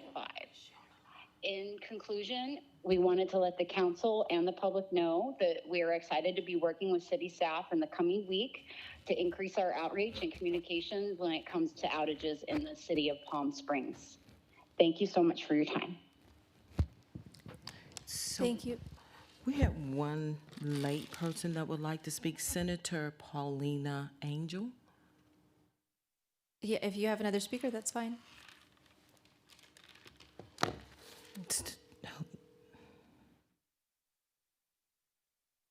Hello, is this Senator Angel? Yeah, I'm sorry. My email still has Senator Angel on it. This is from when I used to be city council. Being council years ago. But hi, I'm Paulina Angel. I am director of Trans Community Project, as well as, a member of Palm Springs Pride and Rainbow Pride Youth Alliance. And I just wanted to call. I'm sorry for late notice, but I just wanted to call and say thank you to the mayor and the city council for recognizing International Day Against Homophobia, Transphobia, and Biphobia. And as you know, it's been like a very hard year for our community with over 470 anti-LGBTQ bills happening across America and everything that's going on. I'm just so happy that the city was able to recognize this day and, show that, the city does not stand for any kind of discrimination or anything against our community. So thank you so much for your support. Thank you so much for the proclamation. And just know that the proclamation is going to be donated to the LGBTQ History Society sometime next week. So thank you so much and have a great night. Thank you. Yes, thank you. Thank you, Senator Paulina Angel. Future senator. All right. At this time, the public comment time is now over. The next item is City Council and City Manager request for upcoming agenda items and development. City Manager, do you have any comments? Yes, Madam Mayor, members of council, just looking over the upcoming schedule. Obviously, we've got a couple big meetings coming up next month related to the budget. I'm anticipating we may have a somewhat long meeting on June 5th. You can see we will be doing our joint meeting with the Measure J committee. So we'll start that meeting off with them, and then we'll adjourn and get back to the regular council agenda. We've got the Dream Hotel coming back for discussion. We will be giving an update on the navigation center that I had talked about earlier in the meeting. And then, of course, we'll be presenting the biennial budget to you. And I anticipate we'll be going through almost the exact same set of presentations that we went through during the study session. Of course, we want to make sure the public gets a chance to really learn and understand the budget. Not a lot of the, not as many people pay attention to the study session. And in a formal council setting, we really feel we need to kind of go through all of the presentation material again. We will be coming back with some sidewalk vending ordinances that you've asked us to bring back. We have the Martha's Village and Kitchen amendment for their continued service at the Access Center throughout the summer. And of course, we followed up with some discussions with the Mayor Pro Tem regarding TOT and vacation rentals for affordable housing, and we're working on bringing some information, a resolution back to the council for your consideration following those discussions. And then just looking ahead, we'll be scheduled to approve the budget on the 29th. We do have to bring back Walk of Stars program that will be expiring. We anticipate having a reserve fund policy for you to consider. What's not on here, we'll also be bringing back the Palm Springs Film Festival renewal. That'll be on the consent agenda. It can certainly be pulled for discussion if anybody wants to. And then just very quickly, on July 10th, council did ask us to bring back the Picasso and timeshare ordinances. We're working on that, food delivery ordinances, and then on the 24th, we expect to have some information for you on the inclusionary housing study. So that gives us a look at council activity over the next couple months. One other point I wanted to make, just a little kudos to Jason Underwood, our Assistant Director of IT, and all of their staff. They, of course, switched to our EnerGov new system this week. The transition has gone relatively smoothly. Of course, that's our new system for folks to apply for things online, permitting applications, planning, activity, business license, inspections, making payments online, so that we made that transition this week. And a lot of work goes into that from a lot of different departments. And there are examples where it's gone very badly in other cities. And so I think congrats to our staff for all their due diligence on that. That's all I have, Madam Mayor. Thank you very much. Do we have any comments from council? Councilmember DeHart? Yeah, thank you. Just two items. Congratulations to our colleague who is being recognized by Veterans of Peace for Memorial Day as the elected official of the year. So congratulations to Councilmember Holstage, and congratulations to my son who is graduating from high school next Friday. Yeah. Fantastic. Mayor Pro Tem.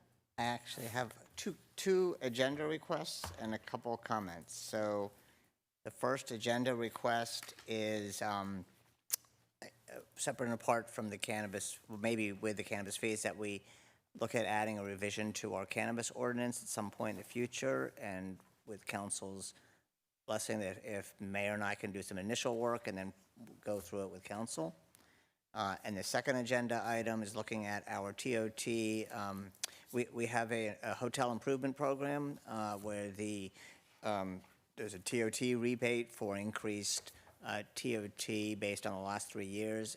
Small hotels and I think also large hotels will expire the end of this year, and I'd like to look at something to bring that back next year as well, and bring it back for council for discussion. So those are the two agenda items I wanted to see. Do you want to do that first, or should I mention my comments? Yeah, if we can do that first. So we did just discuss the review of cannabis in our prior discussion, so we do have support for that. Is that correct, council? Yes, I'm seeing nods there. And then is there support for small and large hotel rebate review since that program is ending? I'm seeing nods for the record. And just to clarify, the way the program works is that if they do, we give them, if they spend money to renovate their hotels and they increase their TOT over the last 3 years, there is a rebate up to a certain percent, up to a certain dollar amount per room out of that increase, not out of their existing TOT, but whatever they can increase it. Given the fact that we've had 3 years of really strong TOT, it's probably a good time to do it because they would have to significantly improve their properties. Great. All right. Thank you. So we do acknowledge that there is support for those two items. Okay. Then my comments, it is Memorial Day. In addition to the great honor that Councilmember Holstage is going to receive, I did want to mention our pool party at the Swim Center on Saturday, 11 to 6, and then of course on Monday, the Air Museum, the flower drop and the exhibitions and the music and the food. And it's very important, they honor the Gold Star families. And my father grew up as a Gold Star family after his brother was killed, so it's really quite a moving event. And I would encourage people to do. Kids go for free, and active military and their families go for free. And then lastly, just mention there is a District 2 community meeting this Wednesday, May 31st at 5:30 p.m. at Vista Del Monte Elementary School. It's almost full, but there are a few seats left. By the way, it's a great place to have a meeting in their gym, and it's not expensive. So that's at 5:30 p.m. on Wednesday, May 31st. Thank you. Thank you. Do we have other council member comments? Councilmember Middleton? Yes, thank you, and I'll try to keep it short. First, I want to compliment everyone that was involved in the Jerry Keller Star that was presented on Tuesday for Mr. Keller, the owner and creator of Lulu's Restaurant, and the Mayor Pro Tem represented us extremely well in his remarks that morning. It was good to have the representative from Southern California Edison call in this evening, but I don't think it was adequate. We need to have an opportunity for representative from Edison to be present in chambers and for us to have an opportunity to ask questions and to offer comments. We have far too many members of our community who believe they have been greatly disadvantaged by unexpected and, in their minds, unnecessary power outages. We all know that this is a difficult subject, but it's one in which greater conversation is needed. My last comment is to thank my colleagues for item 1P that was added to this evening's agenda for asking for further support from for Assemblymember Quirk Silva's request that $3 billion be added for permanent homelessness services provided by cities. If we are going to provide permanent, reliable services, we need to have a permanent, reliable funding stream to provide those services. So, thank you. Thank you very much. All right. Just want to mention to council that I couldn't attend the dedication to the STAR because I had been invited to UCR School of Public Policy to meet with the dean and students. And the program is really incredible. It's still relatively new. It's only about 5 years old, but there's an undergrad and master's program. These students are really smart, ask great questions, and the dean is hoping to work with not only cities, but other organizations to ask us, what is it that we need researched? What are these big questions that we have? And to then provide those opportunities to the students to do as a research project that they would then be able to present back to us. So these are not things that we need immediately. It would be something they did over the course of a semester or possibly a year, mostly master's students. But it's a great opportunity. That particular project is still in the works, but I wanted to flag it for council because I think these students could really offer us a great deal of innovative ideas. And we should definitely consider taking advantage of that. So I'll share more information once that's provided to me, but I was really impressed. And I also got to take a tour of Cielo Vista Elementary School. I had 2 young tour guides, and I think our future is very bright from our youngest to our oldest students. They're really doing amazing things. All right. With that, our next regular city council meeting will be held on Monday, June 5th, 2023 at 5:30 p.m. And this meeting is adjourned. Good night.